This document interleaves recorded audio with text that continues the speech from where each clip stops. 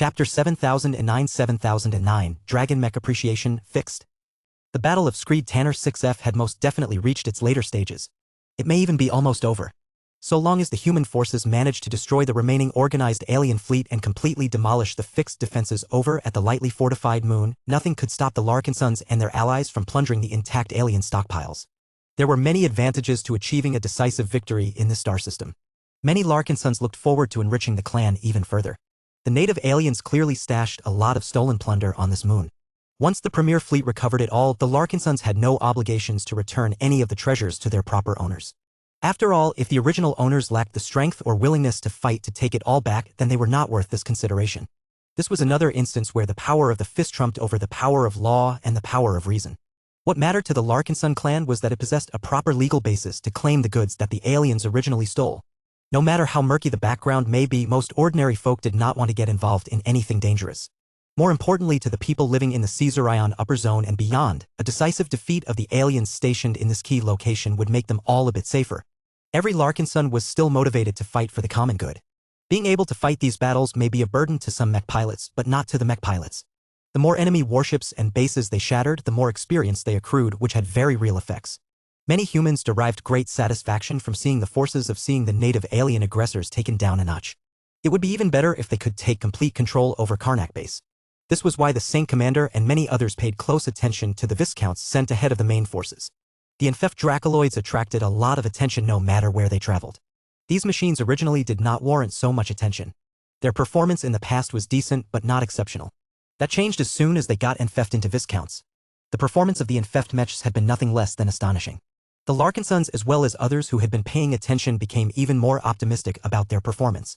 It was not impossible for them to be able to inflict a lot of damage to the alien defenses and disrupt the enemy's arrangements over at their occupied moon. However, it seemed a little risky to place so much responsibility on the shoulders of empowered Dracoloids. Saint Commander, are you sure you want to move ahead with a force of Viscounts comprised of only Dracoloids? High Captain Gilbert couldn't help but ask. Is it not better to replace a quarter of them with Omega Threshers? I fear that their unbalanced weapon configuration will cause them to suffer a disadvantage. The base defenders have not directly suffered all of the blows to their morale. They are still organized and able to resist. They also have an abundant amount of guns at their disposal. If the Viscounts are not accompanied by emules or friendly warships, their linked energy shields will only be able to resist so much damage before they all reach their limits. The Saint Commander did not harbor the same doubts. I understand your skepticism, but I have taken the measure of our enemies as well as our newfound strength. I did not dispatch the Dracoloids to their fortified starbase on a whim. I have confidence that they can destroy it and eliminate the closest thing to a safe harbor that the aliens have left in the star system. The Omega Threshers and emules will only slow down the current batch of Viscounts. Casella sounded as if she had fallen in love with the Dracoloid mech model. This was not strange, as she was hardly the only one that had become enamored by this close combat-oriented dragon mech model. So long as no one demanded it to fight at longer ranges, the Dracoloid performed extremely well at close ranges. It possessed the right balance between protection and mobility. The Dragon Mech's gimmick of breathing fire also happened to be a lot stronger when empowered by true resonance. The raw damage inflicted by this resonance-empowered spray of fire exceeded that of normal melee attacks.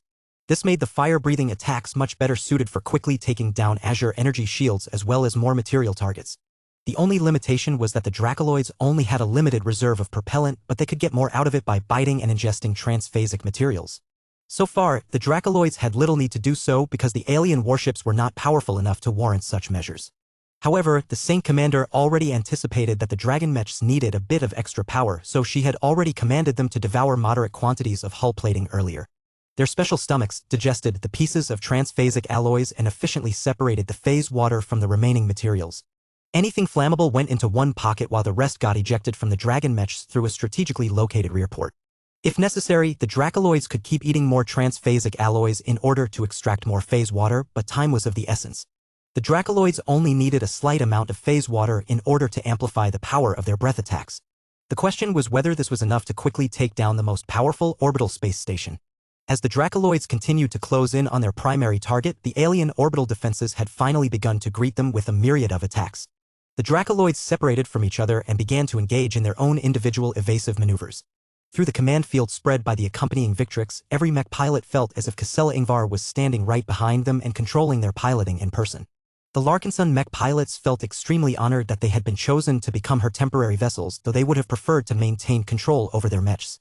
However, they recognized that what they were about to do was extremely dangerous. Their margin of error was exceedingly thin.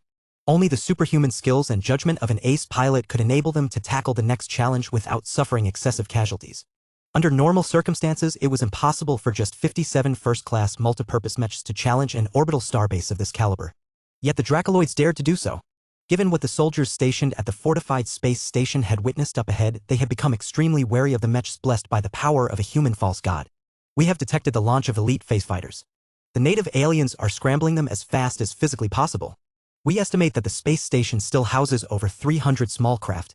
Each of the phase fighters are configured for high-speed interception and are also armed with transphasic missiles. These were the kind of alien strike craft that human mech pilots least wanted to fight against. Their superior mobility meant that it was not only difficult to shoot them down from a distance, but also very difficult to get close enough to strike them down with melee weapons. Their armament of transphasic missiles enabled them to punch above their weight and inflict heavily damaging blows on all mechs, including infect ones. In any case, their numbers may be too small to defeat the Viscounts, but they could still inflict a lot of damage under the right circumstances. As the phase fighters rapidly flew in the direction of the incoming mechs, they began to split up into multiple squadrons. This already told the Sync commander that the elite phase fighters likely did not intend to dogfight the empowered Dracoloids, but instead rely on hit-and-run attacks to exert pressure and be in a position to punish mistakes.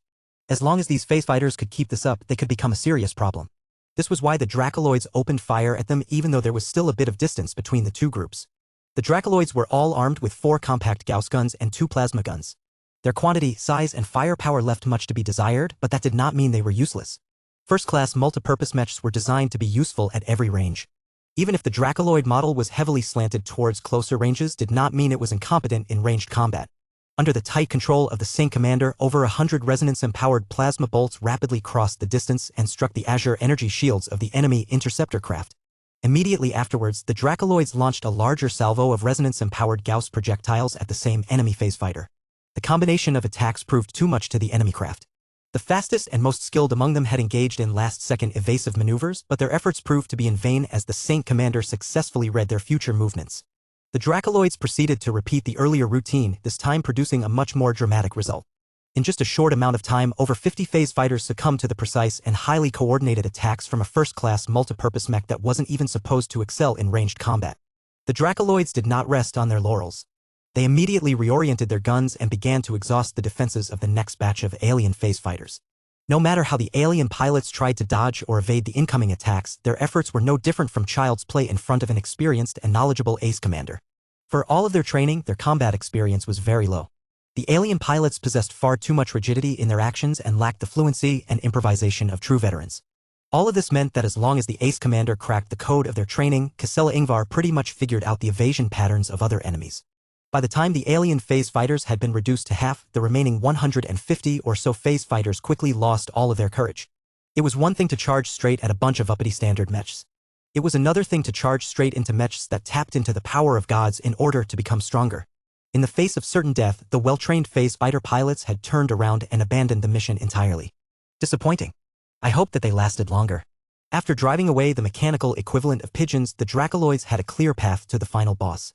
Soon, the mechs became inundated by the crazy gunfire from the secondary gun batteries. The Dracoloids tried their best to become as slick as possible, but when the space around them became so inundated with firepower, it was difficult for them to find windows where they could evade every incoming attack. No matter if they maintained their course or dodged in a different direction, they would always get hit somehow. The Dracoloids tried their best to resist the attacks, but their mobility was not as exaggerated as that of a light mech. It would have been so much easier to evade the strikes if the machines moved a lot faster. That said, it was not that easy for the aliens to whittle down the number of Viscounts.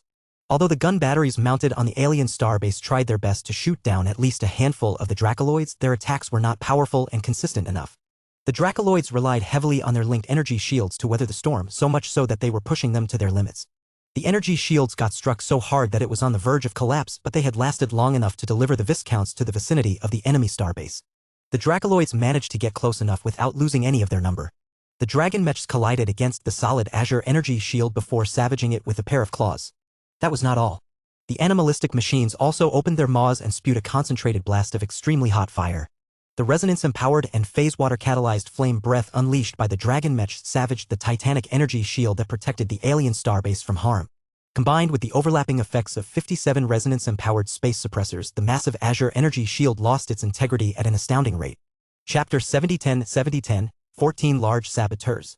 The Red Cabal established two strongholds in the Screed Tanner system. The first was the fortified starbase along with a string of defensive platforms that orbited Screed Tanner 6F. The second was the base built on the surface of the moon. These defenses ensured that even if a mishap occurred to the alien warships or gods, they could still withdraw to a position of relative safety. Sure, a powerful and determined human force could lay siege on the strongholds and topple them eventually, but this was bound to take a lot of time. This was also the last reliance of the Jurag-led fleet that served the protector of Karnak. Yet even as their surviving phase fighters and warships retreated to an orbital position that they assumed was safe, the alien soldiers found to their horror that their bases were already on the verge of collapse. It only took a relatively short amount of time for the Viscounts fighting under the gaze of the Victrix to strip the powerful starbase of all of its protection. This shouldn't be possible. The starbase was built to resist the momentous attacks of multiple warships, including large and formidable battleships. One of the defining characteristics of the starbase was that it relied on a single immense energy shield generator as its main source of protection, similar to human Titan shield technology. The difference was that the alien version utilized by the Red Cabal derived a number of its working principles from the spatial barriers of phase lords and phase whales. This effectively meant that getting past the starbase energy shield was almost as difficult as overcoming the spatial barrier of a greater phase lord.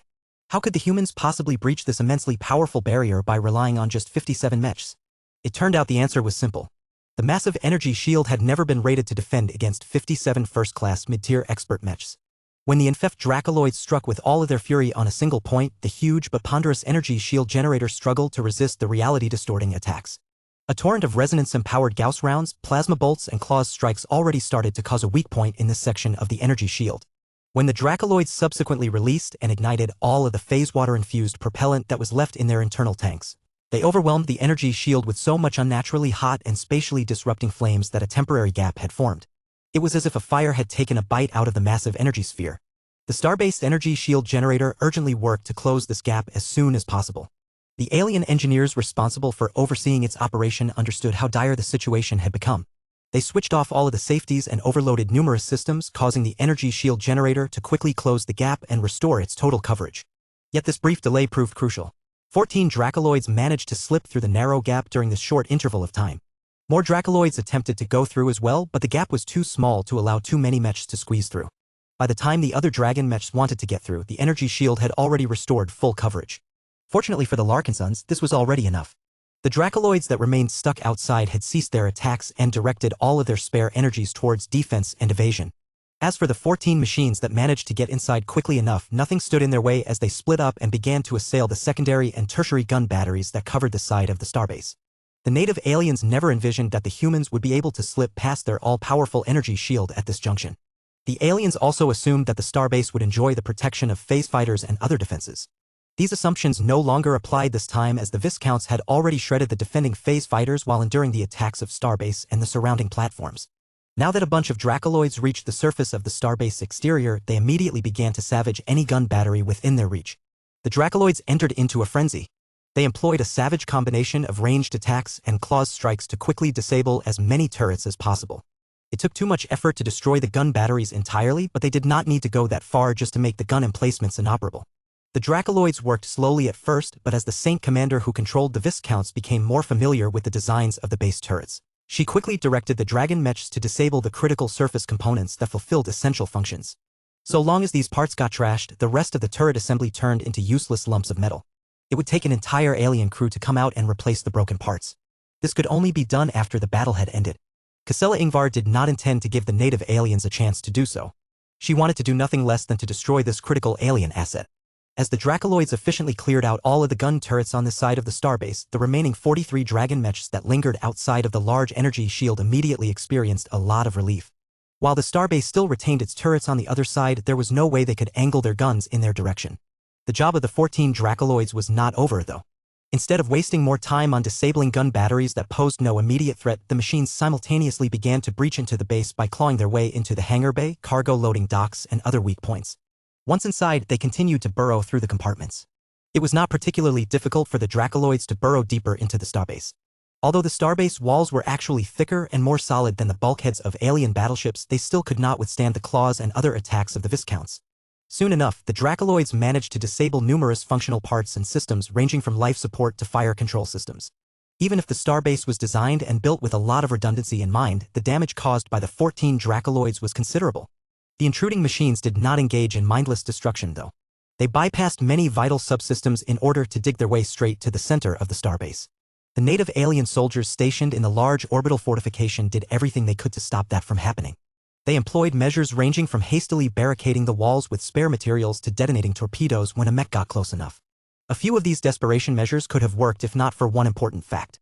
The alien officers and ratings were plotting all of these radical plans while they were within the range of Casella Ingvar's command field. It was as if they had entered her actual domain, but weaker. The native aliens certainly felt her presence from the command field propagated by the Victrix, but they did not have a full understanding of what that meant. It was hard to surprise the Sync Commander when she was able to monitor everyone and anything that had entered her command field. Even hostiles could not escape her gaze. The language barrier and the instinctive resistance of the alien soldiers may prevent Casella from understanding them completely, but she could already devise a lot of theories through observation alone. In fact, every ace pilot could do what Casella was doing and more. Certain ace pilots, such as Saint Dice, could even weaponize her domain field and rely on it to defeat a lot of enemies. Casella was unable to do so innately, both because her domain attributes were not suited for direct attacks and because she never gained a proper Saint Kingdom in the first place. It didn't matter. The Saint Commander already gained the ability to attack directly with the help of Mindstorm Alloy, though the truth was a little more complicated. The resonating material was embedded into the mech frame of the Minerva Mark II. This meant that Casella was best able to leverage its power within her ace mech's own domain field. She could feel that it was possible for her to generate a psychic storm over longer distances by using the Victrix as a medium. She had tried it out during her previous practice sessions but never managed to pull off this feat. Perhaps she needed to develop a specialized technique. It could also be that her resonance strength was too low to support this advanced operation. Whatever the case, she would master this method sooner or later. She just needed to be patient. Detecting high-energy readings consistent with large power generators and an enormous Azure shield generator. We are closing in on the main shield generator. The mech pilots could feel that they were moving closer to their goal. Their Dracoloids kept digging towards the center by following different routes, taking care to avoid the most destructive and troublesome traps. This delayed their arrival to the center of the starbase, but it was better than getting blown up or electrocuted. The native aliens did not understand how the Dracoloids managed to evade all their improved but effective traps. They continued to plot new ways to waylay the mechs only to realize that they had run out of options. The engineers and other aliens stationed in the center could only watch on with despair as the first dragon mech successfully breached the thick armored walls and immediately opened fire on the massive shield generator. To its credit, the shield generator was wrapped in a thick and solid transphasic hypermetal shell. It was not as easy to destroy as the other systems of the starbase. The Dracoloids did not give up.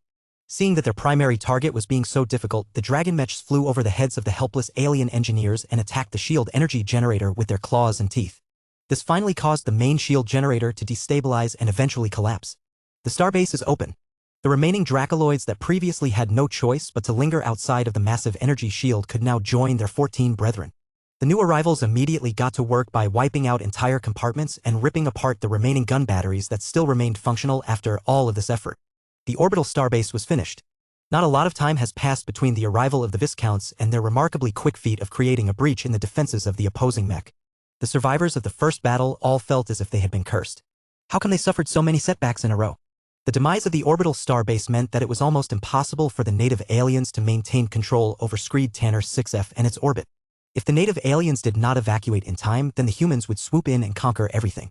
The only other location that could give the retreating alien forces a bit of reprieve was Karnak Base, built on the surface of the moon, but without orbital protection it became exceedingly risky to rely on it to weather the storm. At this point, more and more of the native aliens look. The phase fighters and warships that previously withdrew from the main battlefield are altering course. The native aliens fought against human mechs many times. The former's ability to deduce the future and determine the best path forward discovered that this was a testament to how deadly it was to confront strange and bizarre enemies openly. The aliens have lost all semblance of courage. They are broken. This is amazing. The starbase continued to suffer from secondary explosions and partial collapses as the Dracoloids dug their way out into open space. The aliens should be finished this time. Chapter 7011 Winding Down. The Battle of Screed Tanner 6F wound down after the collapse of the alien orbital starbase. The violent dismantlement of the starbase caused the remaining alien phase fighters and warships to give up on their plan to make a last stand. The Viscounts were too scary.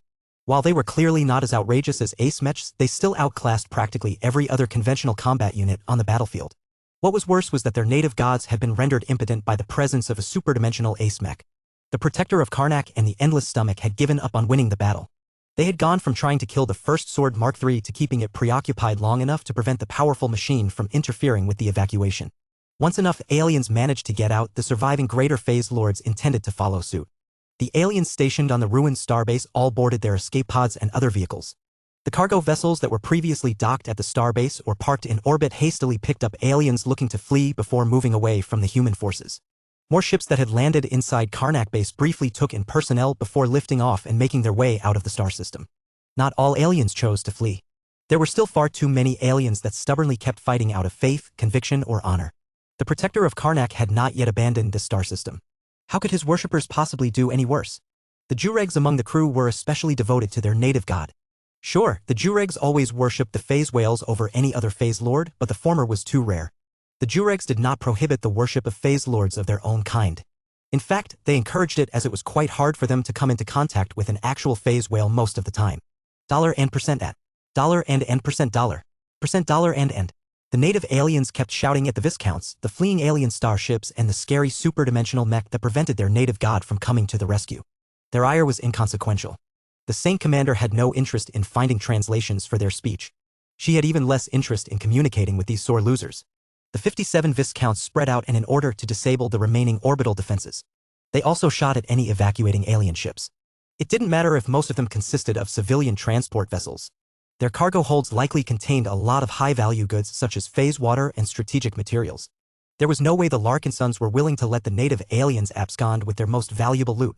As the fighting in orbit died down, the fighting on the surface of the moon intensified. Different from the battle up in space, the battle that unfolded on land had been initiated by the original insurgents and refugees of Screed Tanner 6F. These poor bastards were all that remained of the original residents of the moon back when it was still in human hands. Whether they willingly stayed behind in order to pursue vengeance or failed to sign up for one of the evacuation ships, the once prosperous population of humans in the Screed Tanner system had been reduced to a little over 1,200 combatants. Fortunately, these 1,200 fighters happened to be the best of the best. The previous missions had already filtered out the least competent among the recruits. The battlefield was a harsh and ultimately fair existence. Months had passed since the human insurgents started to fight against the alien occupants. Many of these confrontations either yielded little progress or ended up badly for the human soldiers. There should have been more human insurgents on the moon. If the Premier Fleet arrived a few months earlier, then the attackers that crawled out of the various caves would have been 10 times more numerous. In any case, the timing of the current meant that remaining humans on the moon did not have the numbers to conquer the base outright. They still happened to be numerous enough to be a nuisance. Months of resistance had caused their equipment to become increasingly more worn and damaged. The insurgents already used up their mechs. The only vehicles they could employ were armored shuttles and homebrew land vehicles. Under normal circumstances, they would have never been able to pose a serious threat against Karnak base. That still applied to an extent, but the difference was that the base had suffered so much damage and losses that they were unable to adequately respond to the human attackers. The situation up in orbit affected the situation on the surface of the moon. As the native aliens began to suffer multiple setbacks in a row, many of the defenders of Karnak base became increasingly more timid. Only the most faithful fanatics fought with all of their strength.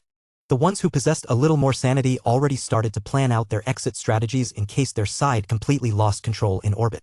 When the remnants up in space transmitted orders to evacuate from the star system, the aliens stationed in Karnak base immediately lost cohesion. The disturbed but disciplined troop of alien soldiers descended into anarchy as they got in each other's way to the starships that could take them away from this cursed star system. The fanatic aliens that remained behind and continued to man their stations still managed to hold back the insurgents, but not as good as before. When the human attackers discovered that a lot of aliens had cut and run, they intensified their assault while simultaneously sending out small teams to slip through the cracks and hopefully take the aliens by surprise. The results were mixed. Only some of the infiltration teams had access to superior weapons and equipment as well as the training to utilize them correctly. Others were less competent and easily got caught when the native aliens detected unusual activity.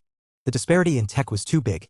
The human insurgents were originally second-raters, while the fleet serving under the protector of Karna were originally equipped to deal with first-raters.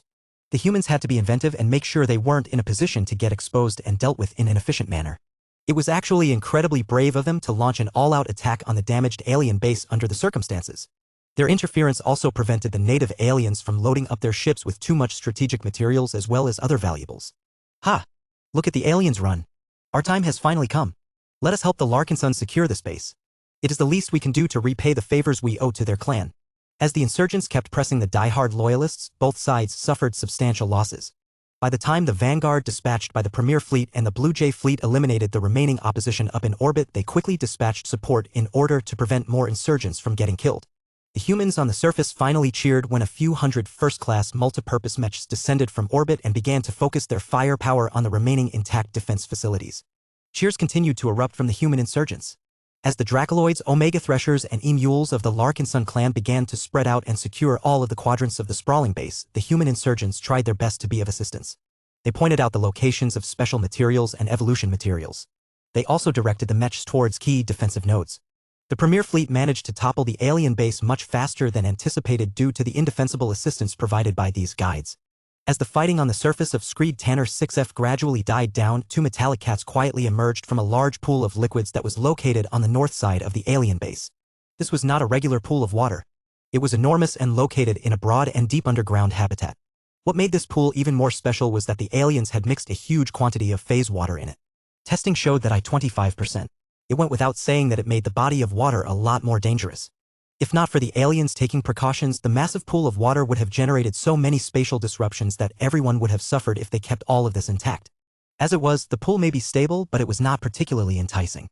Almost anything that entered the pool by accident and without sufficient preparations would quickly get torn to shreds by all of the spatial disruptions. It was actually a small miracle that Lucky and Ferrum were able to dive into this dangerous pool and safely navigate its depths. Lucky incorporated transphasic materials and completely internalized them a long time ago. He had also begun to digest superdimensional matter and already gained a small fraction of its potent power. Ferrum, on the other hand, was made out of hull-grade superdimensional matter from beginning to end. So long as his internals remained shielded from the environment, he was not at risk of getting torn to pieces by spatial disruptions. Nobody aside from Lucky, VS, and the Golden Cat knew what they encountered while they had been diving in this massive pool. The few Larkinsons that caught sight of the two cats emerging from the suspicious pool noted that the two mechanical cats both looked subdued for whatever reason. Nobody inquired with them yet on what they managed to find inside the protector of Karnak's lair, but it was clear that the two cats must have stumbled upon important clues for them to grow so severe. Hardly anyone paid attention to them, though. Most of the Larkinsons and their allies paid much more attention to the goods they found in the warehouses of the half-broken base. Investigators had found ample proof that the native aliens had definitely loaded up their vessels with the most valuable goods. Whether the Premier Fleet could retrieve them was still a matter of debate. The attackers were lucky that the native aliens still left enough materials behind to massively benefit the Terran war industry. Do we have enough transport capacity to take away everything of value? The Saint commander asked one of the cargo handling experts. The civilian consultant looked startled when an ace commander contacted him out of the blue. Not even close, ma'am. Our two fleets are not accompanied by any dedicated cargo vessels. The cargo holds of all of our carriers and warships are limited in capacity. It is best if we focus on collecting phase water and high-grade materials. If there is enough room left over, we can fill up the remaining space with high-value debris and unusual alien goods that can fetch a high price on the market. Oh, we should also salvage the most valuable phase water organs from the carcass of the deceased Nunzer phase lord. The fifth lord of Bisquet perished during combat. He not only died at a relatively early stage of the battle, but the first sword Mark III had also managed to land a killing blow that kept most of the carcass intact. The phase water organs of a Nunzer phase lord were predominantly located in the enormous lower torso section that supported the four-hoofed limbs. This torso had only suffered minor flesh wounds due to getting struck by transphasic sword Fae. It was actually rather fortunate that Saint Dice did not gain a lot of proficiency in controlling her new sword Fae. They could have inflicted much more serious damage to the Nunzer phase lord under other circumstances. The phase water organs also happened to be in a partially folded state. This was not an unusual sight. So long as they did not receive a disturbance, they could continue to remain relatively compact. It would have been a nightmare to retrieve phase water organs if the carcass had grown to the size of a small moon. The news from the harvesting operation remained optimistic. The biotech researchers were fully confident that they could extract at least half a dozen phase water organs within the current deadline.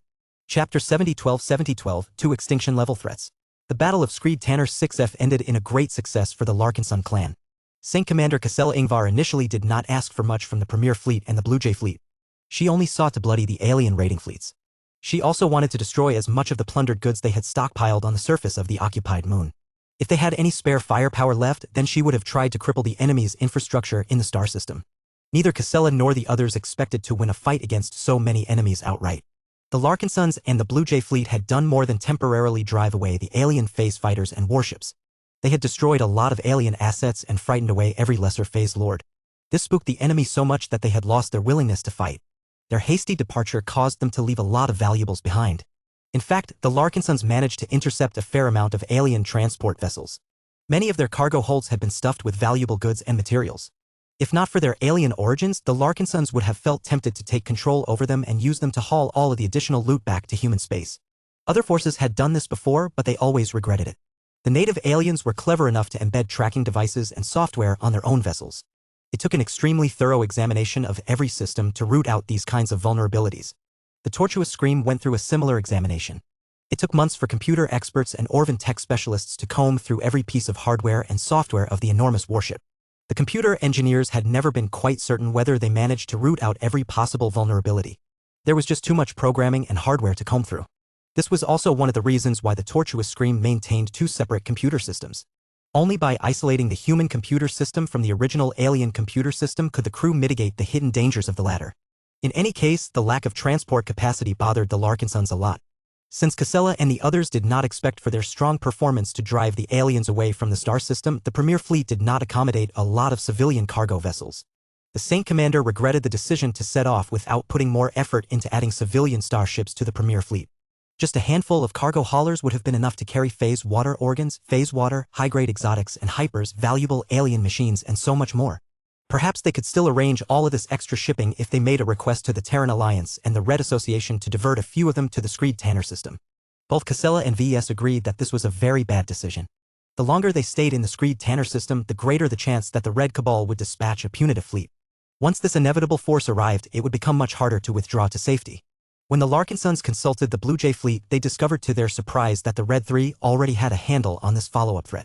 Our intelligence-gathering operations in this sector have become impaired due to recent events.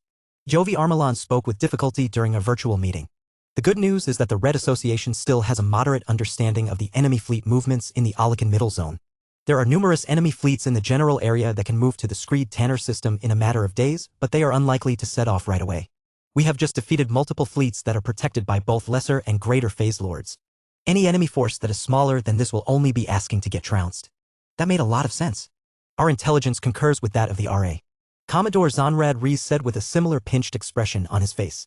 Our 7th Light Fleet is in the process of recalling multiple scout ships from this middle zone, but the observation data that they have gathered so far does not suggest the presence of large concentration of phase lords and warships that can pose an immediate threat.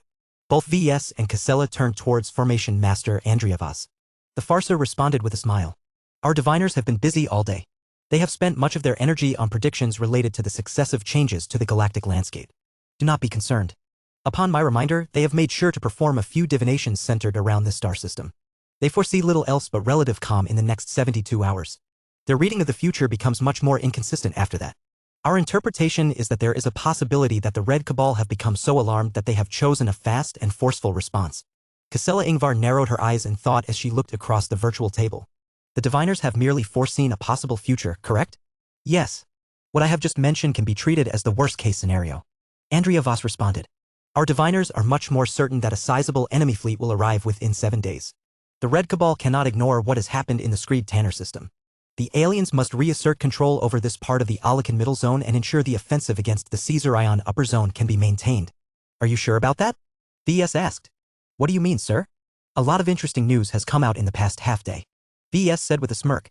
I imagine that they have responded favorably to the Red Split, but not so much to the news about the emergence of the cybernetic empire and what the people on the galactic net have begun to call the Vorabug outbreak. The 102nd day of the 4th year of the Age of Dawn will be a date that will be remembered in history. Ever since they scheduled this virtual meeting, the attendees knew that they would inevitably address these galaxy-shaking events. They were far too impactful for them to ignore. What happened across human-occupied space and beyond were so massive that they threatened to overshadow the Premier Fleet's accomplishments in the Screed Tanner system. It is possible that our diviners have made their predictions based on outdated information. The Farser admitted. They have made most of their predictions before the news about mass attacks launched by mutated Vorabugs have begun to circulate on the galactic net. If the native aliens have decided to divert their fleets from the human-alien frontlines and redirect them to the alien-held territories that are at risk of getting swept by the Vorabug outbreak, the Red Tide offensive can no longer be sustained. We will be safer. This is one possibility. The Saint Commander voiced her own opinion. We cannot assume that the Red Cabal and other alien leaders will abide by the same logic as a human. They are still aliens after all. In their unfathomable minds, they may think that since they have sacrificed so many lives and hardware to tear down our defensive bands, it is unconscionable to quit halfway without completing the goal of exterminating our race. The enemy leadership may think that it is an acceptable sacrifice to let thousands of populated star systems turn into Vorabug nests in order to finish their original mission. The Red Cabal may even intensify their current efforts now that they are under much serious time pressure. What a heartless calculus. As much as VS and the others wanted to reject this possibility, they all knew how much the Phase Whales and Phase Lords looked down on the mortals. They may very well think this makes too much sense. The survivalist faction is also trying to analyze whether the native aliens will favor this extreme plan. Jovi Armelon mentioned, "It does not help that every race and every star nation has their own cultures and values. One of the more optimistic scenarios that may occur is that some, but not all, of the major alien races will unilaterally choose to suspend their participation in the Red War and move towards the star systems under threat by the Vorabugs." Which races are likely to do so? VS inquired. As herbivores, the Nunzers are highly communal and empathetic towards each other. They will feel most compelled to come to the aid of Nunzer civilians that reside on the planets that are in the danger zone. The humans mostly saw the Nunzers as violent and physically imposing centaur-like aliens. Since the start of the Red War, the Nunzers were the second most common enemies that humans might face. Part of this was because the Nunzer race possessed good fertility. Another part of it was because they cared a lot about the Nunzers that the humans had wiped out en masse. The humans had only begun to plant their colonies across the new frontier in less than a decade, and already they committed genocide on the aliens that resided on thousands if not tens of thousands of occupied star systems. Our pioneers and colonists have become so avid in eliminating indigenous populations that ordinary alien individuals view humans as more intelligent versions of Vorabugs. Vector mentioned, if this was the case, then the Red Cabal and the other aliens considered the human race to be just as threatening as the Vorabug race. From this perspective, it made no sense to suspend the Red Tide offensive in order to divert valuable combat assets to the new bug frontlines. Trying to defend against both extinction-level threats at the same time was a recipe for failure. If the native aliens applied sound logic to this situation, then they would definitely be willing to sacrifice a great deal in order to ensure the total destruction of one of these major threats. As long as the native aliens manage to destroy the humans fast enough, they should still be able to reposition fast enough to push back the Vorabug menace. VS frowned as he considered the scenario. Everything about it made sense. This possibility made it even more important to constantly stay on the move. Savi, he said as he called up the smart AI based on the SCA Sovereign template. What do you think is likely based on your own understanding? The projected avatar of the smart AI took his time to formulate his answer. I must state in advance that I am not programmed to analyze the ripple effects of geopolitical events on a galactic scale. My own crude analysis indicates that the Red Cabal can be pragmatic when it suits them. There is a low probability that their diplomats will approach us and negotiate a temporary or permanent ceasefire. This will also allow them to comfortably divert more troops to the front line between the humans and the native aliens. There you have it. VS smiled. There is bad blood between our races, but it is still possible to resolve them. We just need to emphasize that we can at least tolerate each other's presence without needing to kill our entire race. They may even be able to sign non-aggression pacts and trade agreements. The Saint Commander made a cough. This virtual meeting is straying too far from our more immediate priorities. We must first complete our recovery efforts in the star system before setting off to the Caesarion upper zone as soon as possible. VES looked puzzled. Why go to Caesarion? We need to resupply and replenish the mechs that we have lost. Casella said. I originally intended for US to preserve our strength and build up more momentum with successive raids. Everything else that has happened earlier today has made our plan irrelevant. We need to return to friendly space and take the time to truly understand how all of the changes will affect our clan. Chapter 7013 The Red 2's Stances. Too much had happened in a single day. The Battle of Screed Tanner 6F had enormous implications for the Premier Branch and the Larkinson clan. Being able to drive away a vastly superior alien force with a fraction of the numbers definitely proved that the Premier fleet could participate in the battles of the highest level. Short of being able to challenge an ancient phase whale, the Larkinsons of the Premier Branch were confident that they could tackle nearly any other alien adversary. This day should have ended as a celebration of the human spirit and the rising strength of the Larkinson clan. Plenty of people had been paying attention to the performance of the First Sword Mark III at first. The Red Association, the Red Fleet, the Terran Alliance, and so many more groups had a vested interest in evaluating the performance of a full superdimensional ace mech. The fact that St. Dice managed to kill a Greater Phase Lord outright while fending off two better-equipped Greater Phase Lords definitely raised the strategic value of superdimensional matter even further. While it was vital to equip them onto every god mech just to ensure they remained invincible against anything the Red Cabal could throw at them, once enough superdimensional matter became available, people would be looking to apply them to other products. VS believed that it was best used for producing personal armor and mechs. He did not think it was suitable for most other purposes such as enhancing the protection of critical systems of a warship because the cost-benefit ratio was too low. Of course, that may be his bias speaking for him. It was hard for him to assume a neutral perspective on this subject when he was a passionate senior mech designer. He could think of so many mech design projects that could benefit immensely from mid- and high-grade superdimensional matter. The Larkinsons should have earned a lot of accolades after securing such a decisive victory. Taking down a significant alien depot and destroying half of the enemy phase fighters and warships stationed in the star system should go a long way into making the Caesarian upper zone safer, at least for a time. None of that happened. Few people could keep their minds on the Larkinson clan when the foundation of the Red Ocean transformed overnight. Nobody knew what was going on anymore. Not even VS could have anticipated that so many drastic changes would take place. When he and Casella Ingvar attended a virtual meeting with the liaisons of the Red 3, it became clear that they had hardly received much information from their respective organizations. That suggested to VS that the Red 3 had been completely caught by surprise. They did not anticipate the Red Split, the secret development of the cybernetic empire, and since there was so much to talk about, the Saint Commander decided to focus on what was important for the Larkinson clan. I am sure that we will all learn more about the events that happened today, but right now our clan needs to obtain several answers from the Red 3. The Ace Commander said. Ask away. Jovi gestured for her to continue. My first question is related to the Red Split. As you know, our clan has always tried to maintain friendly relations with every major human power. Through our patriarch, we are closely involved with the Red Association and the Red Fleet, but we have also forged good relationships with the Terran Alliance and the Rebarthan Pact. Now that the latter two have broken off from your regime, will there be any problems if we continue to maintain our cooperation with the Terrans and the Rebarthans? A brief pause ensued. Jovi eventually shook his head. I cannot answer your question with a definitive answer, but from what I know about my superiors and their agendas, the Red Association has little interest in sowing further division in human society. Humans must come together and combine our strengths to resist every external enemy that threatens us both. We understand the positioning of your clan in our society. We will not hold it against you if you exchange with the first-rate colonial superstates as before. Will the Red Association still hold this stance if we open relations with the Cybernetic Empire? Casella asked with a sharp glint in her eye. The mention of the Cybernetic Empire caused Jovi to carefully compose himself. His body went completely still in order to prevent himself from giving away any clues about how he thought on the matter. It did not escape the others that resorting to this action already conveyed a lot of clues. The Meshers and especially the members of the survivalist faction must feel pain to see the Polymath go rogue and take the rich foundation of Bridgehead 1 for herself. However, the Polymath also enacted a plan that many other survivalists would have pushed if they were in her shoes. By exploiting the greater space-time bubble to give the richest and most developed central star node 53 years of additional development time was a game-changer for Red humanity. The survivalist faction therefore gained much more than they lost. The Polymath may no longer be available to support them, but it did not matter now that she had moved on to a greater stage. Survivalist or not, the Mesher still remained confident that she at least shared the same values as her old faction. The Meshers of the survivalist faction never really quibbled over who should earn credit or who should take the lead in saving human civilization. No matter whether they were Meshers, Fleeters, Terran, Rebarthan, Cosmopolitan, or Alien, as long as he or she contributed greatly to the survival of Red humanity, then the survivalist faction would be more than willing to forgive all of that person's sins. This was a measure of the extremism of the survivalist faction. It did not surprise VS at all that the Polymath found common cause with it and that she eventually went on to exemplify its values to the greatest extent. By spending almost 2 generations to forge a one-system empire through her own machinations, she had single-handedly solved or ameliorated several of the most critical shortcomings of Red humanity. The cybernetic empire had the potential to do a lot of good for human civilization in the Red Ocean. Even if the Polymath weakened the Red Association by supporting the Red Split, the survivalists probably did not care so long as their former faction leader still managed to make Red humanity stronger.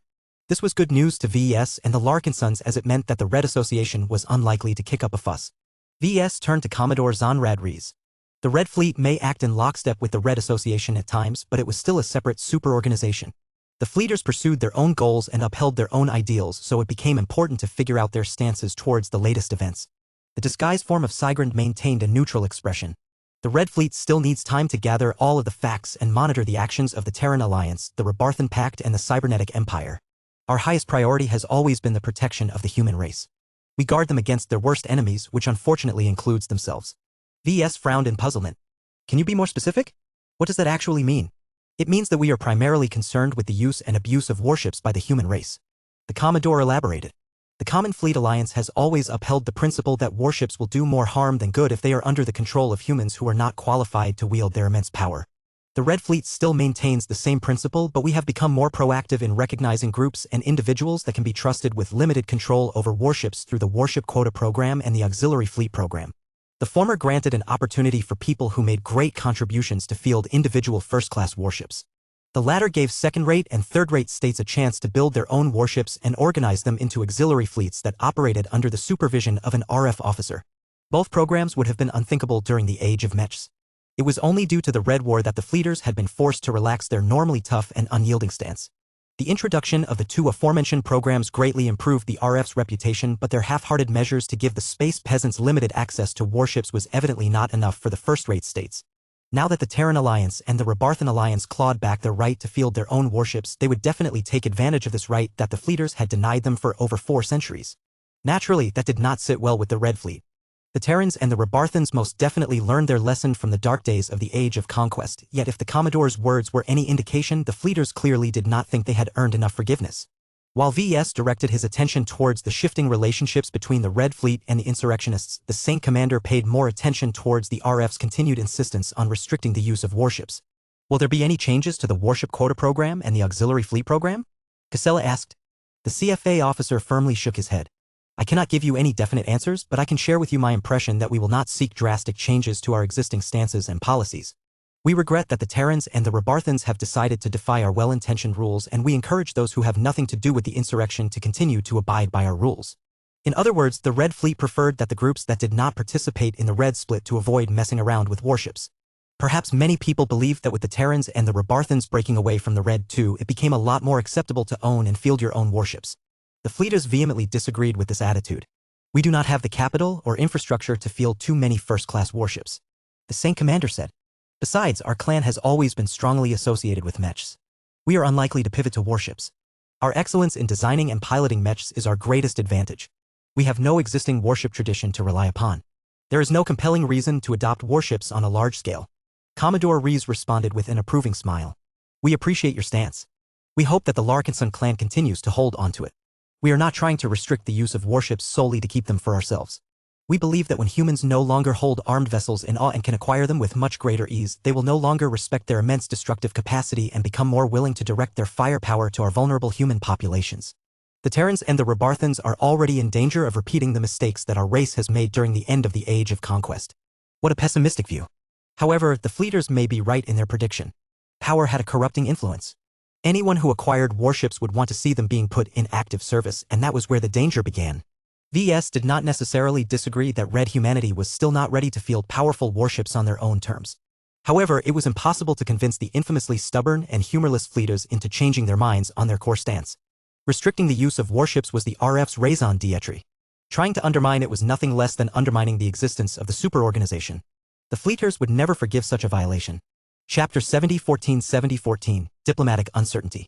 From what VES could glean from the answers given by Jovi and Commodore Rees, it sounded as if the Red Two already accepted the new reality. The Terran Alliance and the Rebarthan Pact had slipped away from their regime for good. There was so much bad blood between the Red Two and the first-rate colonial superstates that the latter had become allergic to surrendering their sovereign rights. The Terrans and the Rebarthans would never agree to give their former overlords power over their mechs and warships. Otherwise, what was the point of pulling off the Red split? Still, the RA and the RF had many ways to undermine the insurrectionists. They could apply many different forms of pressure in order to force the meshers and the fleeters to the negotiating table. VS therefore had good reasons to believe that the Red Two and the newly restored Star Nations would form a reluctant compromise that pleased no one, but at least kept the peace for the time being. Everyone understood the reality that they could not afford to get embroiled into infighting, especially now that not one, but 2 major alien threats sought to make Red humanity extinct. After VS and Casella understood the general attitudes of the meshers and the fleeters, they turned their attention to the representative of the latest superorganization. Technically speaking, VS should be considered a Kali as well, but his deliberate attempts to maintain his distance from the astral octagon had worked a little too well. VS had little idea what the actual leaders of the RC thought about the Red Split, the Cybernetic Empire, and the Vorabug outbreak. Although VS definitely intended to use his own channels to contact the Kalis and request clarification, it was a good idea to start with the leader of the Moloch Squadron. Formation Master Andrea Voss had been waiting for her turn to speak. As you know, the Red Collective is not burdened by the historical baggage of the Red Association and the Red Fleet. She calmly began. Professor Larkinson, you founded our organization with the purpose of serving the people, most particularly those who had been overlooked and dismissed by the Red Two. We believe we have been able to fulfill that mission without resorting to heavy-handed rules or coercion. We have also imitated your strategy of befriending as many stakeholders as possible without becoming too involved in their more controversial affairs. It is not our place to do more than regulate systematic cultivation. That was a decidedly neutral answer, but that did not necessarily mean it was bad. The Red Collective was founded for multiple reasons, but one of them was to address the shortcomings of the Meshers and the Fleeters.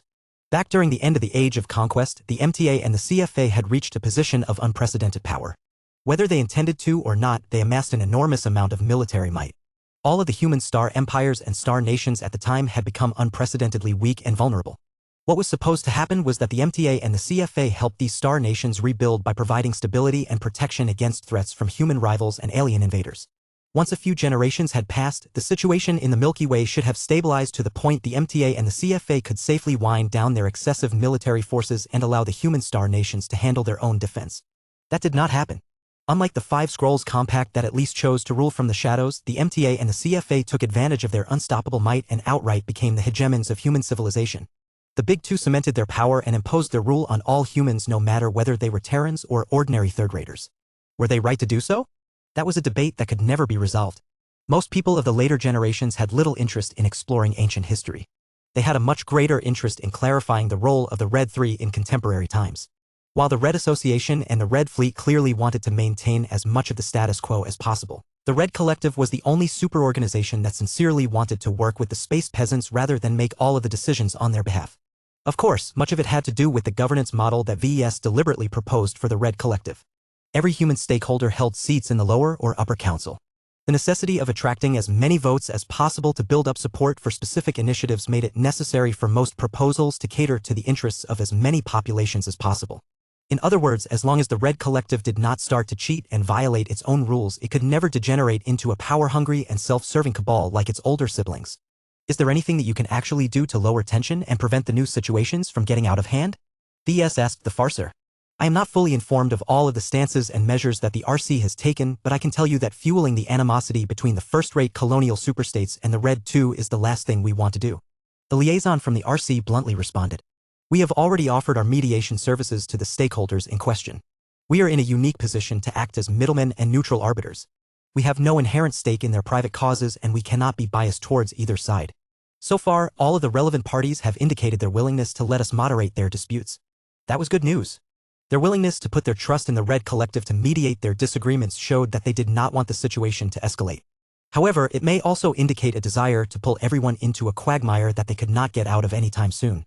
Going through all of the song and dance meant that a final resolution may be many years away. It took a lot of time for parties of the scale to hash out each and every point of contention. What is your attitude towards the cybernetic empire? VS asked next. The Red Collective has only just begun to open up a dialogue with the cybernetic empress and her empire. We have already received indications that it will be difficult to insert the Red Collective into their highly developed but insular society. The Farser frankly revealed. Why is that the case? The Saint Commander looked curious. Should they not be eager to embrace the benefits of systematic cultivation? Not entirely. As the name of their empire suggests, the Cybers have overwhelmingly resorted to cybernetic implantation as their favored means of empowerment. Due to the fact that Bridgehead 1 only became subjected to a heavily diluted version of E-energy radiation during the time of isolation, many of the Cybers trapped in the central star node have grown up in a society where E-energy is regarded as strange, scarce, unscientific, and uncontrollable. Once these beliefs have continued to fester over 2 generations, it has already become a part of the foundation of the cybernetic empire. Does that mean that the Cybers are actually rejecting hyper-technology, e-technology, and systematic cultivation? Not necessarily, Professor. The Cybers have grown up in a society where the smartest human scientist and engineer has become their absolute ruler. They admire the polymath and strive to do their best to match her excellence. They have developed a fondness for science and technology. Their attitudes towards hyper-technology is still positive because it gives them a reliable and consistent means to harness the unpredictable power of E-energy radiation. Shouldn't they hold a similar attitude towards systematic cultivation? Perhaps a minority of Cybers think so, but from our analysis of their publications and discussions, they are largely suspicious and fearful of systematic cultivation. They think that rashly practicing the cultivation methods of the Red Collective will cause their cybernetic implants to malfunction or maybe even threaten their lives. The more extensively they replace their organic flesh and bone with cybernetics, the greater their rejection towards systematic cultivation. That made a lot more sense. Not even VES could predict what would happen if an individual who had replaced over 80% of his body with cybernetic limbs and organs practiced a body cultivation method. Of course, that was a rather extreme example. Most chi cultivation methods did not act on the human body in any serious fashion as far as VES knew. They primarily acted on the mind and spirit of their practitioners. Technically, this meant that they should be compatible with people who had almost entirely transformed into mechanical existences. The Cybers are quite powerful in their own right. Vector Loban stated.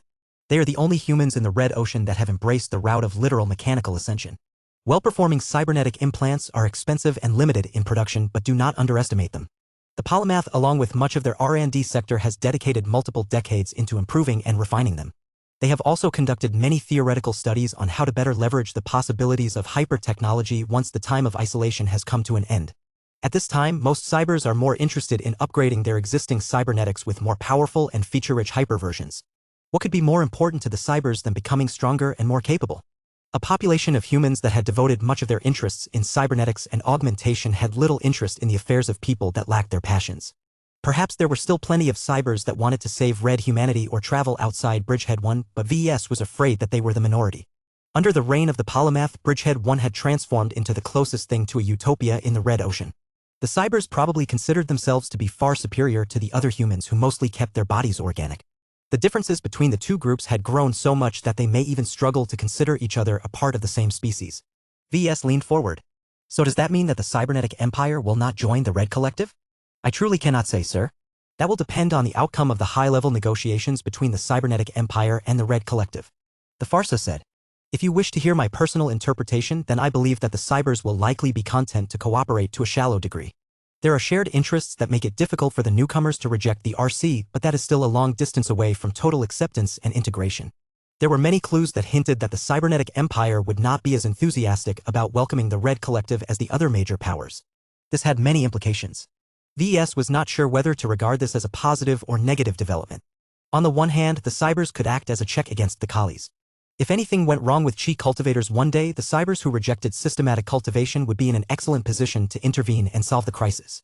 The same applied in reverse. If the cybers all got hacked or corrupted by their cybernetic implants, then powerful cultivators could come in and resolve the problem without succumbing to the same dangers. The meeting continued.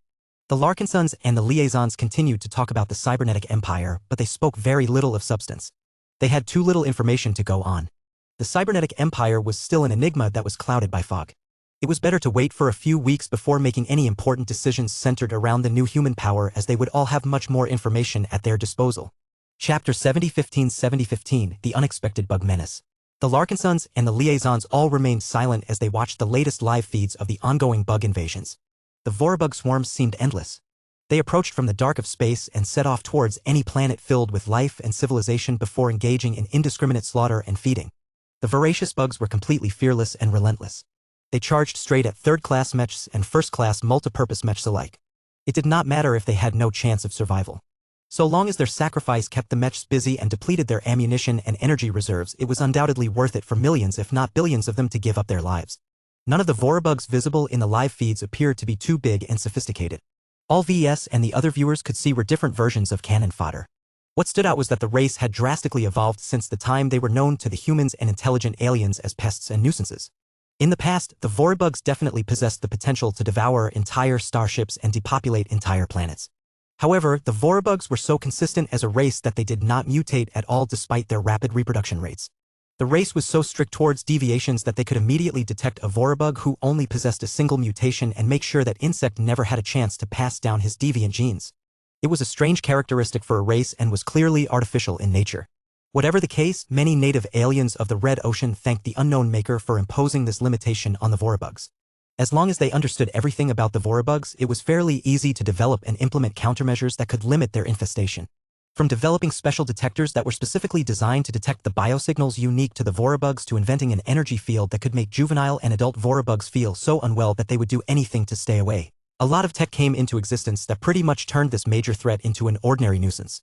While there were instances where these anti-Vorabug protections failed, these cases were few and far in between. More people died from piracy, industrial accidents, and other mishaps than getting devoured by Vorabugs. This was why people rarely if ever put any thought into their existence. The Vorabugs were the Red Ocean version of cockroaches. At least that used to be the case. The live feeds of dozens of star systems situated along the periphery depicted a very different reality. Dozens of new subspecies of Vorabugs had emerged out of the blue. Each of them appeared to be stronger, hardier, more tenacious, and utterly hostile towards life. It was difficult to overstate how utterly frightening it must be to be stuck on a planet that was about to get invaded by a gigantic swarm of Vorabugs. So many of them appeared in orbit that they were partially able to block the light of the local star. While it did not appear that the Vorabugs were operating under the direction of an intelligent commander, this was just a glimpse of the full scope of the threat. There was much about the Vorabug race that people like VS did not know. After the Saint Commander cut off the live feeds, the virtual meeting room fell into silence. No one remained unaffected by the sheer scale and speed of the Vorabug invasion. They were much more effective than the native aliens due to their exaggerated numbers. Whereas the native aliens relied on a mix between quality and quantity to steadily push red humanity back, the mutated Vorabugs most definitely took advantage of their insane propagation capabilities to clog all of the mechs and warships with far more Vorabugs than they could repel. This was a strategy that red humanity never guarded against. The Rebarthans that were most vulnerable to the Vorabug outbreak were about to have a really miserable time. VES eventually decided to break the silence. Did any of you know about this in advance? No. Jovi immediately answered. We had no idea. I am sure that we have dispatched scouting vessels in the regions of space where they came from, but they have not detected any unusual biological activity as far as I am aware of. The native aliens that are based in these territories have not shown any indications that they are fighting against an overwhelming threat. We can only form the preliminary conclusion that the mutated Vorabugs have hidden themselves extremely well up until the day of pestilence. That caused VS to frown. Does that not suggest that the Vorabugs are directed by an intelligent being? It may be a Vorabug queen of sorts, or it may be a phase whale that had lost control over his bio-experiment. Hell, I wouldn't be surprised if a cosmopolitan cell had artificially created the mutated Vorabugs to give both humans and the native aliens a common threat to unite it against. All of that is speculation. Commodore Rees warned. In the face of this new terror, it is dangerous to form preliminary conclusions. We need to be patient and collect more intelligence on this new enemy. Only when we have enough verified intelligence will we be able to devise targeted countermeasures to contain this threat. That sounds nice, but how long will that take? VS pushed back. How many Rebarthans will end up in the bellies of the Vorabugs? How much materials will they devour that is subsequently used to expand their swarms? By the time we develop a proper countermeasure, their numbers may have already ballooned to the point that they can devour almost all of our territories aside from the territory around Bridgehead 1. Sigrun should know quite well the price of delays. In his previous incarnation as a hybrid sentient AI and Sandman Admiral, he had manipulated his former race into invading the Komodo star sector en masse. Dozens of third-rate states and thousands of populated star systems got swept up by the invasion of the Sandman race. While the Fridaymen and Hexers were able to keep the Sandman fleets at bay with the help of their superior second-class mechs, they were too few in numbers to push the swarming Sandmen back. It did not help that the Fridaymen and the Hexers were very close to going to war against each other. They did not want to weaken their defenses by diverting too many mech units from their strategically important locations. The second raiders simply assumed that the Meshers and the Fleeters would get around to ending the threat posed by the Sandmen. The Big Two eventually did so, but not before they took their sweet time to respond. It also did not help that the CFA made a mistake and suffered avoidable losses. The entire Sand War was an indictment against the Big Two, but especially the CFA. The latter specifically took on the role of humanity's external guardian, yet the Fleeters had been too slow and complacent to stop the Sandmen from starting up a mass incursion into human space. As the main instigator and ultimate culprit behind the war that led to the slaughter of trillions of humans, Sigrun probably possessed greater insights into this invasion than anyone else in this virtual meeting. Of course, he probably did not feel eager to share his profound insights with everyone. He had already left that part of his life behind. VS stared at Commander Rees for a time, but seeing that the RF officer did volunteer any further insights, he turned to the Farser instead. Have your diviners and seers detected any clues in advance? Andrea Voss grimaced. No. You have cooperated with Ilvain for many years. You should understand the limitations of divinations and prophecies. It is much more difficult to become aware of a threat when it remains unknown to us. At most, our diviners may perceive a vague foreshadowing, but they experience that on such a frequent basis that it is nearly impossible to determine the precise nature of the threat. Our diviners are also too weak to accurately predict the actions of beings of immense power. The energy needed to make a successful prediction is too much for them, and there is a real risk of suffering a backlash. I cannot tell you how many diviners there are in the Red Collective that have been forced into early retirement because they dared to predict the future of a god pilot. VS inwardly snorted. That was pretty much one of the worst possible subjects to divine. Those chi cultivators had it coming. I understand. He said. The circumstances should be different after the day of pestilence. Now that the mutated Vorabugs have stepped out of the shadows, it should be much easier for the RC to collect intelligence on their nature and movements, correct? The Farsa slowly nodded. That is partially true. Our diviners in the Rebarthan Pact have been attempting to predict the speed and direction of the Vorabug incursion into human space. What they have found out so far is nothing surprising. The Vorabug swarms show no sign of being directed to invade specific locations. They are merely propagating from star system to star system without any greater considerations. If they maintain their current pace, the Rebarthan Pact may fall in a decade if they are unable to defend their territories against these new enemies. That sounded incredibly scary considering the size of the Rebarthan Pact. It was slightly larger than the Terran Alliance due to its more laid-back policies towards pioneers and colonists. In fact, the Rebarthan Alliance contained a lot more star systems that had been colonized by smaller pioneers. The settlements were still relatively rudimentary and were completely unable to defend against the native aliens, let alone a massive mutated Vorabug swarm. Whether it was coincidental or not, the Vorabugs couldn't have picked a better colonial alliance to kick off their invasion. The Red Split most definitely exacerbated the crisis as relations between the Rebarthan Pact and the Red II had massively deteriorated. If the Rebarthans hadn't followed the Terrans into reclaiming their sovereignty, then the Meshers and the Fleeters would have been more willing to send reinforcements to the new front. The only points in favor of the Rebarthans was that they had two god pilots at their disposal who could exterminate the bugs. The arrival of the Cybernetic Empire also presented the Rebarthan Alliance with a potential ally who could come to their aid. However, whether the Polymath would agree to dispatch her massive war fleets and war planets to the Rebarthan front lines remained to be seen.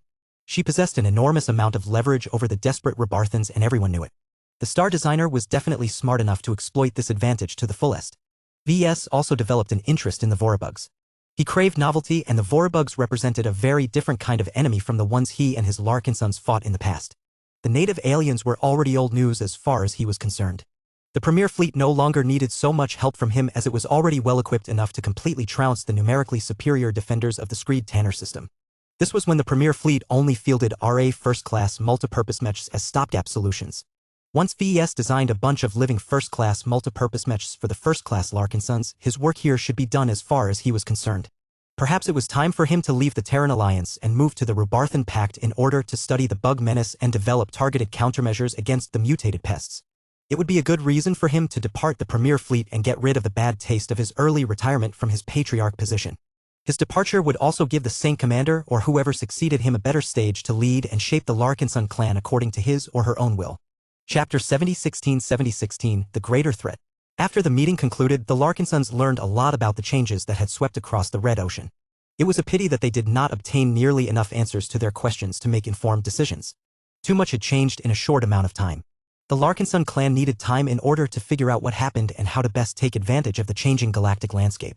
While the Larkinsons had begun their salvaging and plundering operations in the Screed Tanner system, they also began to press their contacts and informants for further information. Several days passed by as Red humanity struggled to adapt to a new reality. Just as the Larkinsons expected, no one paid attention to the astonishing outcome of the Battle of Screed Tanner 6F. While the big shots did not ignore the implications of fielding a full superdimensional ace mech, they did not have the time nor interest to congratulate the Larkinsons and pump them for information. Instead, they all directed their attention to the consequences of the Red Split, the sudden appearance of the Cybernetic Empire, and most concerningly the Vorabug outbreak. When it came down to it, the Red Split and the Polymath's opportunistic power grab both fell under the category of human internal affairs. The events produced plenty of changes and disrupted a lot of plans, but Red humanity should be able to sort it out sooner or later. The mass invasion of mutated Vorabugs was a different story altogether.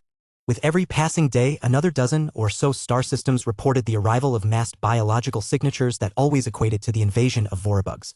It appeared that this cosmic bug race had somehow developed interstellar travel capabilities. The major powers frantically observed the territories located in the periphery of Rebarthan space. They wanted to know whether the Vorabugs managed to traverse the stars with the help of alien or cosmopolitan assistance. Unfortunately, the answer was not that simple. "What is this?" VS asked. Formation Master Andrea Voss had dropped by his office in order to discuss a range of topics related to the recent battle. She had taken the time to explain how the Moloch Squadron tried and occasionally failed to assist the ongoing battle. It was hard to notice their influence most of the time, but it turned out that the cultivators stationed on the Moloch had been up to a fair amount of mischief behind the scenes. The Farser herself had scryed the bridges and command centers in order to eavesdrop on enemy orders. The Curse Masters also took advantage of her scrying to cast subtle curses on the clueless officers of the various fleets.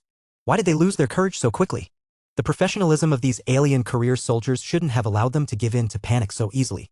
It turned out that the Curse Masters had secretly made them more susceptible to fear and amplified their cowardice. Although their effects were not particularly strong due to their lack of strength and inexperience, they only needed to produce a small nudge in order to push their unknowing victims past their tipping point. VS admired the cleverness of this strategy a lot. The Moloch Squadron had the potential to become a potent collection of force multipliers, but it lacked the power to achieve its outcomes by resorting to direct methods. The Chi cultivators clearly understood their own shortcomings. Instead of trying to create artificial conditions by themselves, they instead took advantage of existing trends and conditions. So long as they identified the right opportunity, they only needed to apply a minor influence in order to produce massive outcomes. VS could easily conclude that this would be Moloch Squadron's modus operandi during combat for the upcoming years. Although cultivators of the Red Collective would remain heavily reliant on other forces in order to make themselves useful, their weird and esoteric powers were so strange that they were hard to guard against. The longer the native aliens remained ignorant of the threat of cultivators, the more effective the Moloch Squadron became. VS expected to talk more about how the Moloch Squadron should develop its amazing capabilities. He did not expect her to switch topics and address the Vorabug outbreak out of the blue. He carefully examined the image capture of a biological monstrosity flying in space. "This looks like a bioship," he said. The Farso nodded. "That is because it can be classified as one.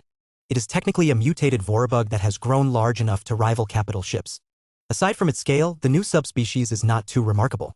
Its internal volume is large and divided into large pockets of holding spaces that can accommodate both living Vorabugs and cargo.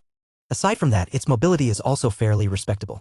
It possesses an organic propulsion system that can allow it to traverse a star system at moderate acceleration rates. More importantly, it also possesses an organic warp drive that enables it to engage in superluminal travel, though at a very slow rate compared to our super drives. That was critical information. Knowing that the Vorabugs had mastered the ability to grow their own organic warp drives was bad news. It meant that they were not confined to their star systems and did not need to hitchhike on other starships in order to spread across the dwarf galaxy.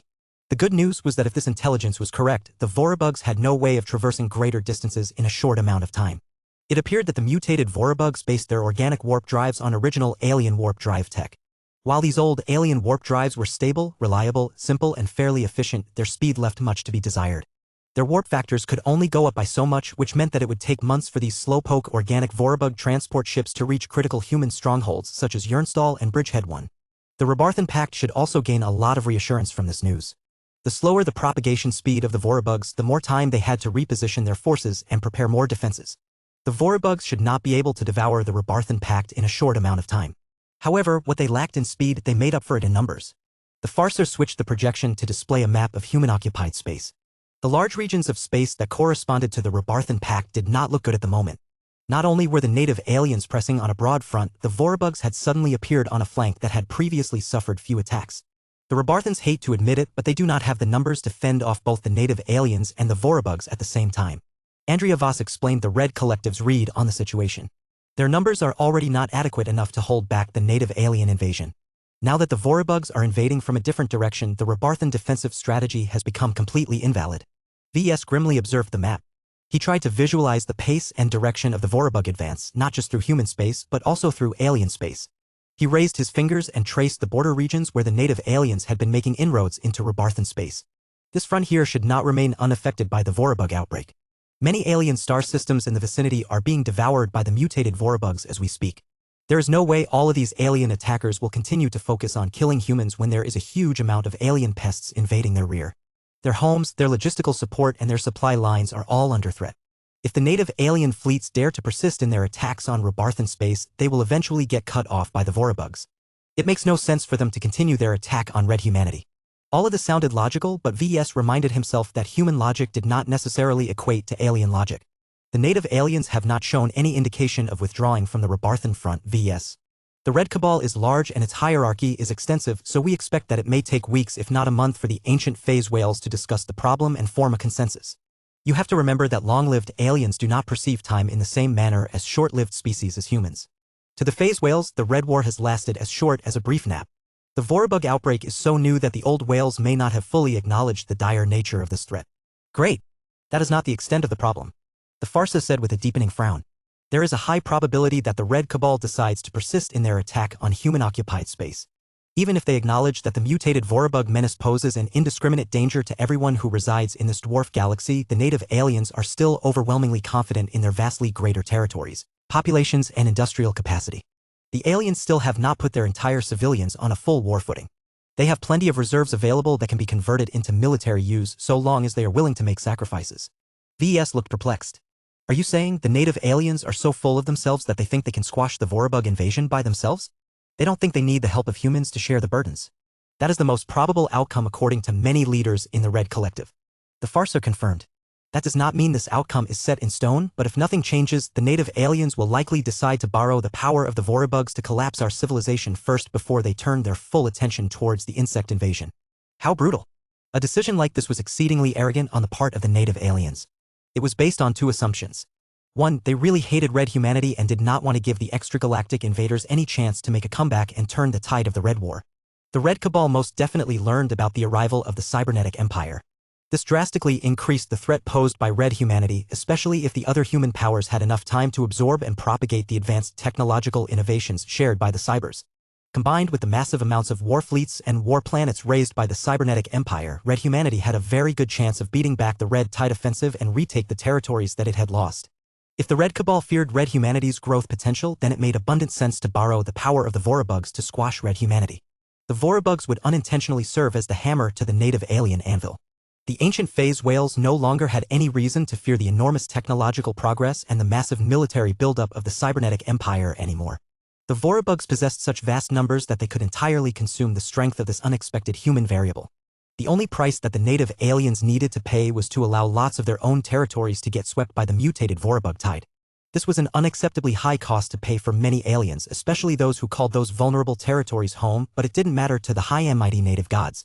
How terrible! VS gasped. He could totally see the leaders of the Red Cabal opt for this cruel and bloody strategy. They may be arrogant, but they were not stupid. Red humanity had proven over and over that it possessed the capacity to challenge and even kill the ancient phase whales. Compared to swarms of bugs that could easily be shredded by the spatial abilities of a phase whale, red humans and their amazingly powerful god pilots clearly posed a greater threat to the Red Cabal. Chapter 7017 Superdimensional Spoils. The Red Ocean had become a much more dangerous place. It was already bad enough when the native aliens under the leadership of the Red Cabal sought to wipe out red humanity. The situation had become much more complicated with the insertion of the extremely hostile mutated Vorabugs. The good news was that this newly emerged threat made enemies out of every other life form in the Red Ocean.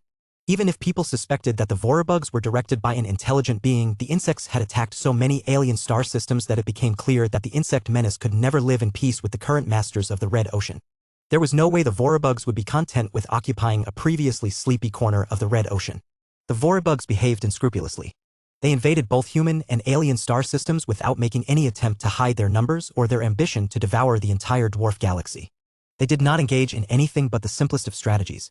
They only exhibited just enough order to avoid cannibalization, ramp up their breeding activity, and load their swarms into their special warp transporter bugs that could take them to the stars. Aside from that, the Vorabugs did not engage in any sophisticated moves because they frankly did not need to. Their reproduction rate was so astonishing that they could always attack with overwhelming numbers. Even if the strength of a single Vorabug was not that impressive, a mech would still succumb if it was being swarmed by hundreds if not thousands of Vorabugs at a time. Then there were the mutations. The Vorabugs had changed considerably. They completely broke away from their completely static and unchanging genetic makeup and began to show significant improvements. They were stronger, faster, tougher, and gained more diverse capabilities. The aforementioned warp transporter bugs was one of the most advanced subspecies among the new Vorabugs. Other variants tended to make it a lot more difficult for enemies to rely on passive defensive strategies to endure the Vorabug invasion. For example, the large plasma lobber Vorabug was capable of sieging fortifications by launching destructive plasma bolts. The mini-eye Vorabug flew fairly quickly and could launch even faster mini-bugs that acted like living projectiles. They inflicted light damage against energy shields but possessed the ability to chew through nearly all forms of armor, making them extremely deadly against unshielded small craft and larger vessels. Considering that both humans and aliens have come to rely heavily on energy defenses in order to keep enemies away, the Vorabugs had mutated at least one special counter. Early reports mentioned a so-called phase shaker Vorabug that proved to be the bane of shielded mechs and structures alike. The phase shaker bug apparently devoured enough phase water to grow a special transphasic organ that roughly mimicked the performance of a space suppressor module. The amount of variations was astonishing, and there were many indications that the Vorabugs had the capacity to develop even more mutated subspecies. VES could not believe that the Vorabugs spontaneously developed these mutations and adaptations, a few of which stole technological principles that had only been available in recent years by themselves. The bugs were too stupid and devoid of logical thinking. Not even the known elder Vorabugs that had lived the longest had shown any capacity of developing rational thinking. VES and many others suspected that something fishy had taken place. The entire Vorabug outbreak may not be an accidental circumstance. It may have been engineered. Whether the masterminds had lost control over their experimental subjects along the way remained unclear. Everyone remained in the dark about the origin of the mutated Vorabugs. A lot of people had already begun to swap conspiracy theories across the galactic net, but in the absence of solid proof, it was dangerous to make too many assumptions. VES came up with a lot of possible theories himself, but he tried not to form premature conclusions. He was sure that all of the major powers were scrambling to gather as much information about the mutated Vorabugs as possible. He just needed to wait until one of his contacts came and brought him up to speed on the latest discoveries. This was the advantage of becoming a Tier 3 galactic citizen. Human civilization automatically assumed that people like him would not stand by and be ready to lend his aid to address the latest crisis. As VS continued to wait for further developments, he made sure not to neglect his own responsibilities. The Larkinson clan's first election was scheduled to take place just 2 days after the Battle of Screed Tanner 6F and all of the other big events. The timing happened to be quite sensitive, though the Larkinsons originally decided to hold the popular vote 2 weeks after VS agreed to resign from his top position. This meant that all of the candidates had just 2 weeks to prove their mettle and earn the appreciation of the voting base. During the past 2 weeks, the Saint General did not manage to do anything special. Sure, he regularly fought against the native aliens that sought to overcome the resistance protecting the Deviant system, but his most recent heroic displays did not differ too much from his older ones. A major shortcoming was his Lionheart. The design department had yet to come around and upgrade the post-living mech to modern standards. This made it difficult if not impossible for Ark Larkinson to perform past his current peak and grow his resonance strength further. The only ways he could improve his performance on the battlefield was to refine his techniques and become a better leader. His progress in these aspects were limited. His decision to tie himself to the Colonial Federation of Deviant continued to weigh him down. Since the defense of the Deviant system was so critical, he was unable to move to other locations to pick and choose his own battles.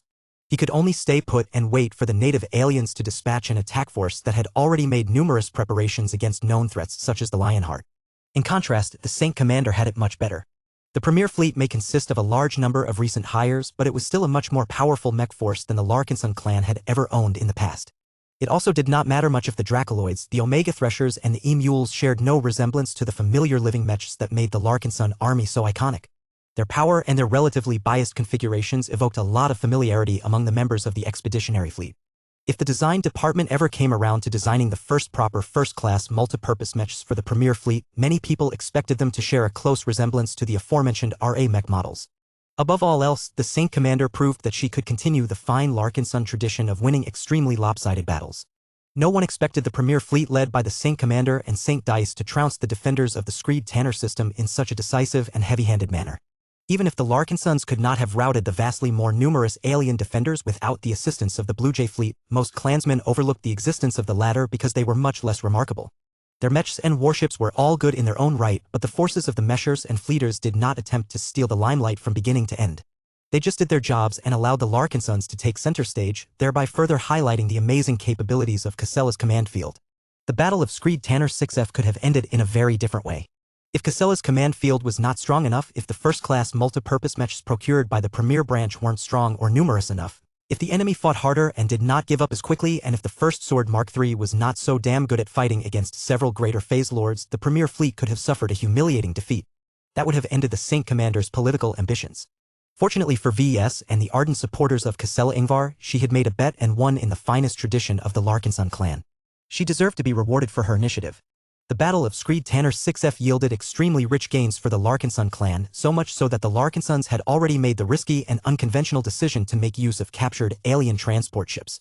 There was much to plunder from the depots on the surface of the moon.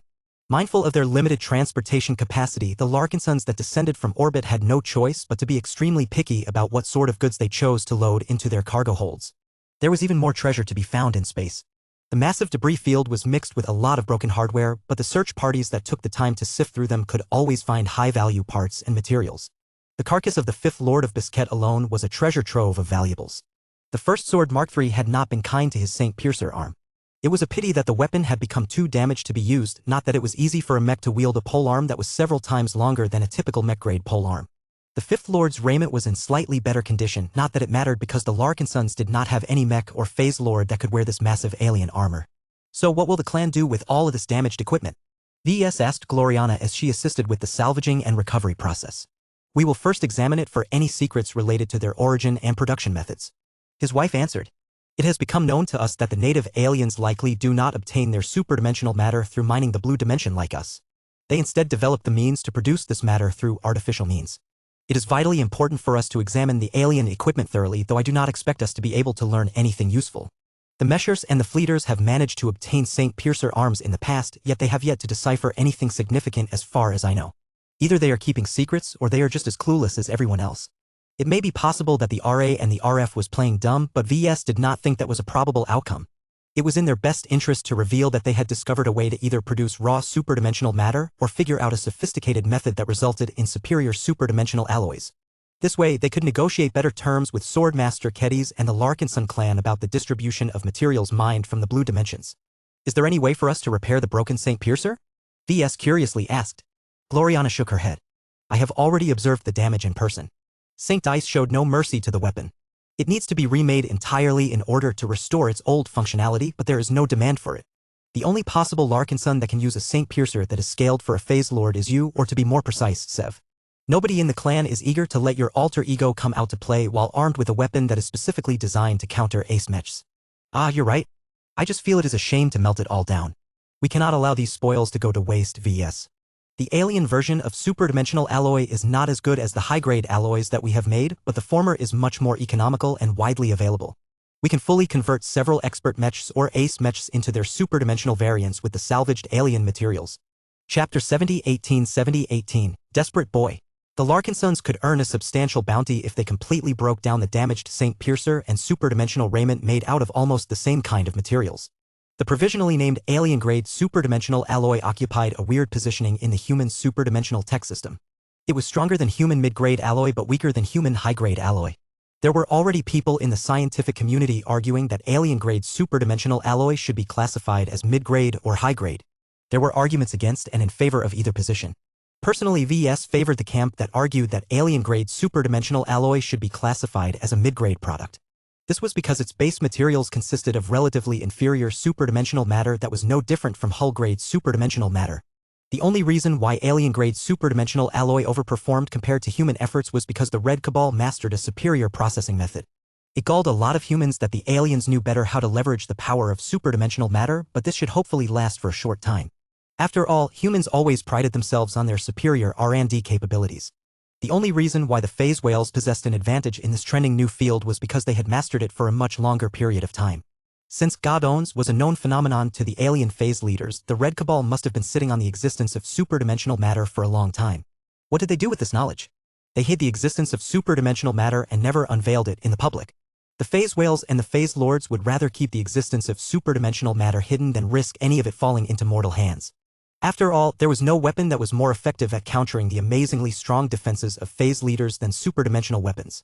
If not for the fact that humans and more specifically their high-ranking mechs inflicted so many losses onto the native aliens, the Red Cabal would have never been willing to distribute weapons made out of god bones to its phase lords.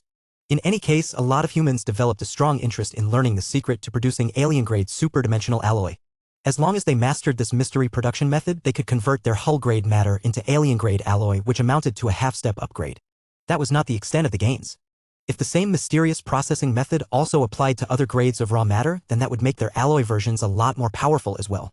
Armor-grade superdimensional matter could be processed into armor-plus-grade superdimensional alloy, or whatever it should be called. Weapon-grade superdimensional matter could be turned into weapon-plus-grade superdimensional alloy. All of these terms are becoming more and more excessive. Gloriana complained as she and her husband continued to talk about the potential of mastering alien lore on superdimensional matter. I think the Red 3 needs to come together and devise a more succinct and uniform set of terms and standards. My suggestion is to convert the different grades to numbers. Raw structure grade superdimensional matter should correspond to 1, hull grade should correspond to 2, armor grade should correspond to 3, and weapon grade should correspond to 4. Where does that leave alien grade superdimensional alloy? His wife grew more animated as she shared her latest views. If you have paid attention to what I just said, the numbers I have mentioned are calibrated to the 4 different variations of raw superdimensional matter that we have found in the blue dimension. This should form a simple and intuitive scale that everyone can understand. Let us call it the Gloriana superdimensional strength scale. It may not be linear, but it is grounded in the reality we live in. In my estimation, alien grade should have a score that sits between 3.4 and 3.7 along my new scale. What do you think, VS? I don't think your newly invented scale is adequate enough for the job. He said. It doesn't matter if it is not linear, but using 4 different materials to anchor the numbers makes it so that you will need to use a needlessly complicated mathematical formula to score matter that falls outside of this range. For example, the hypothetical weapon plus grade superdimensional alloy can be scored anywhere between 5.1 to 7 depending on how weird the scaling grows at that point. His wife frowned, but she did not refute his criticism. Well, I am not a material scientist, so it is not my turn to speak on this matter. In fact, now that the polymath has returned along with the rest of Bridgehead 1, there is a high likelihood that she will take the lead in this field. That is if the Resonant Smith has not already decided to direct his attention to the growing availability of superdimensional matter. The mention of the return of the polymath caused VS to have mixed thoughts. On the one hand, he was glad that the cybernetic empire made good use of the time of isolation to build up a huge amount of military assets. Red humanity urgently needed her war fleets to reinforce the faltering front lines and her war planets to fortify the most critical and strategic locations. On the other hand, VS did not trust the polymath from the beginning to the end. She was one of the few individuals who had been brainwashed by a so-called symbol of authority. Just because the polymath had somehow managed to get rid of it by throwing it onto his lap like a discarded toy did not mean she had freed herself from its influence. In the worst-case scenario, she had become subjected to its brainwashing for so long that her thoughts and goals completely aligned with the iron-resonant crucifix crown.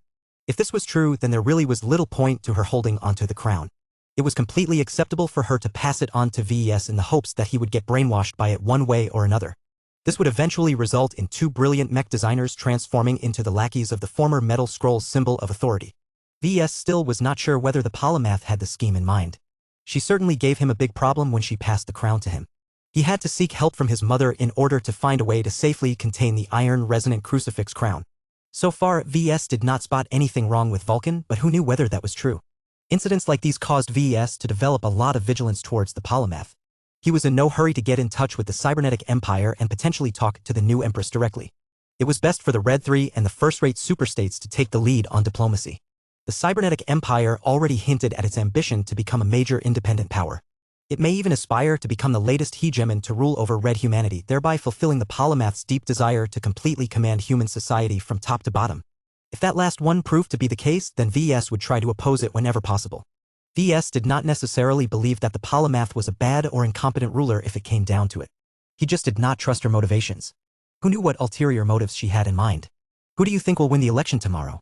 Gloriana asked as she continued to examine the pieces of warship debris projected in front of her workstation. Do you even need to ask, honey? I know that you favor the Saint Commander since she is half your protege, but I think that the Saint General stands a decent chance. Are you kidding me? V's expression turned odd. With the amazing results of the latest battle, Casella has reached a whole new level of popularity. She has made our clan amazingly rich while also proving our capability to fight and defeat numerically superior first-class opponents. This is exactly what we need in a dwarf galaxy that is host to not one but two civilization-ending threats. I think her approval rating has already surpassed mine when it was at its peak, which happens to be very high. That was an astonishingly difficult accomplishment given how many contributions VS had made to his clan. His wife began to smirk. You would think so, but your uncle is not the kind of Larkinson who is willing to admit defeat. Desperate boys tend to make desperate decisions. Have you read his latest statement? Huh? Let me check. VS accessed the Larkinson clan's internal network and sought out the relevant document. He quickly read through it as his expression turned impassive. Well? Now that you have read it, what do you think? Uncle Ark is being extremely rash. VS knew that Ark's chances of winning the election tomorrow were already non-existent, but instead of choosing to lose gracefully while maintaining a good impression so that he could put himself on a stronger footing next time, he decided to put up a last-minute struggle. So what did the Saint General come up with that should hopefully win him back a lot of votes? He proposed to let the Larkinson clan join the Cybernetic Empire. According to his logic, the Cybernetic Empire is extremely powerful but geographically and culturally isolated from the rest of red humanity. The cybers may as well be separate species from humans given how much they have replaced their flesh with cybernetic components. Gloriana said. They need assistance from groups that are popular, trusted, and built up a reach that can easily stretch across our entire society. Our clan happens to fall into this category. There is good potential for a win-win relationship, especially if the cybers promise to elevate every member of the clan into first-raters. This alone is a compelling attraction to many clansmen. His uncle was not wrong in his analysis. Even if he was being a little too optimistic about the Larkinson clan's various strengths, it was very clear that any major power would love to absorb a powerful group that possessed proven accomplishments on and off the battlefield. How popular is this trial balloon? VS asked. It is not particularly popular within the Premier Fleet. His wife answered. That is why few Larkinsons here are talking about it. I am not entirely sure about the Expeditionary Fleet, but considering that the Saint Commander still retains a strong influence over there, I do not think his proposal has caught fire. However, I am certain that your uncle has at least attracted significantly more sympathizers over there. They see little hope of promoting to the premier branch by relying on their own merits. They have a greater chance if the Cybernetic Empire is willing to use its enormous wealth and resources to bring the entirety of the Larkinson clan up to its standards. Let me guess. The Larkinsons stationed in all of the side branches are strongly in favor, correct? Gloriana smirked. That goes without saying. These are generally the least competent and ambitious Larkinsons. Yet if they have a chance to become first-raters for free, then why not take the chance? In any case, the Larkinson clan will become much stronger and more secure once we have gained the solid backing of the latest superpower of the Red Ocean, and give up our autonomy and independence in the process. VS flatly said. Not every Larkinson values independence as much as you, vs. They did not suffer as much from the various states that you once placed your trust in. They do not bear the same scars as you, so they are not on guard towards a new and promising star empire such as the one that is based in Bridgehead 1. He had to admit that his wife made a good point. Not everyone could remain calm in the face of such a massive temptation. Has the cybernetic empire responded in any fashion? No, and we do not think the cybers will do so before the election is held. It would give off the impression that they have directly meddled into our internal politics. They should at least wait until the popular vote has ended before opening up a formal dialogue with our clan. Chapter 70 1970-19 The Leadership Vote. Vote ARC. Let us all work together to apply to join the newest, richest, and most powerful human empire in the Red Ocean. Forget about the Red Three. The Meshers and the Fleeters have become antiques who are about to be swept in the dustbin of history. The Collies are nice folk, but they are too young and weak to make a big enough difference. As for the Terrans and the Rabarthans, they cannot possibly fend off the native aliens as well as the Vorabugs on their own. The campaigning had entered full swing now that the day of the popular vote had arrived. Not everyone cast their vote the first thing in the morning. There were still plenty of Larkinsons who decided to take their sweet time before they performed their civic duty to the clan. This gave the advocates of the Saint General one more opportunity to sway the clansmen, especially those that had yet to commit to the Saint Commander. Do not listen to the Larkinsons who are blind enough to think that we can keep tempting fate by ourselves. Recognize reality. The campaigner shouted. The new frontier has become more dangerous than ever, and only by seeking shelter from the cybernetic empire will we be able to guarantee our lives. Have you heard the amazing tech the Polymath and the Cybers invented during their time of isolation?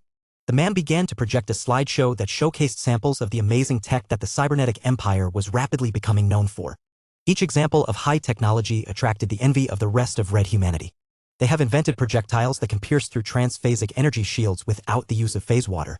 They have developed near full-body augments that can increase the survival rate of mech pilots who have lost their machines in battle by 500%. There are even rumors that they have developed a brain implant that can upload your soul to the cloud when you die, thereby allowing you to live again as soon as the cybernetic empire has printed out a replacement body. The cybernetic empire's technological lead was no joke.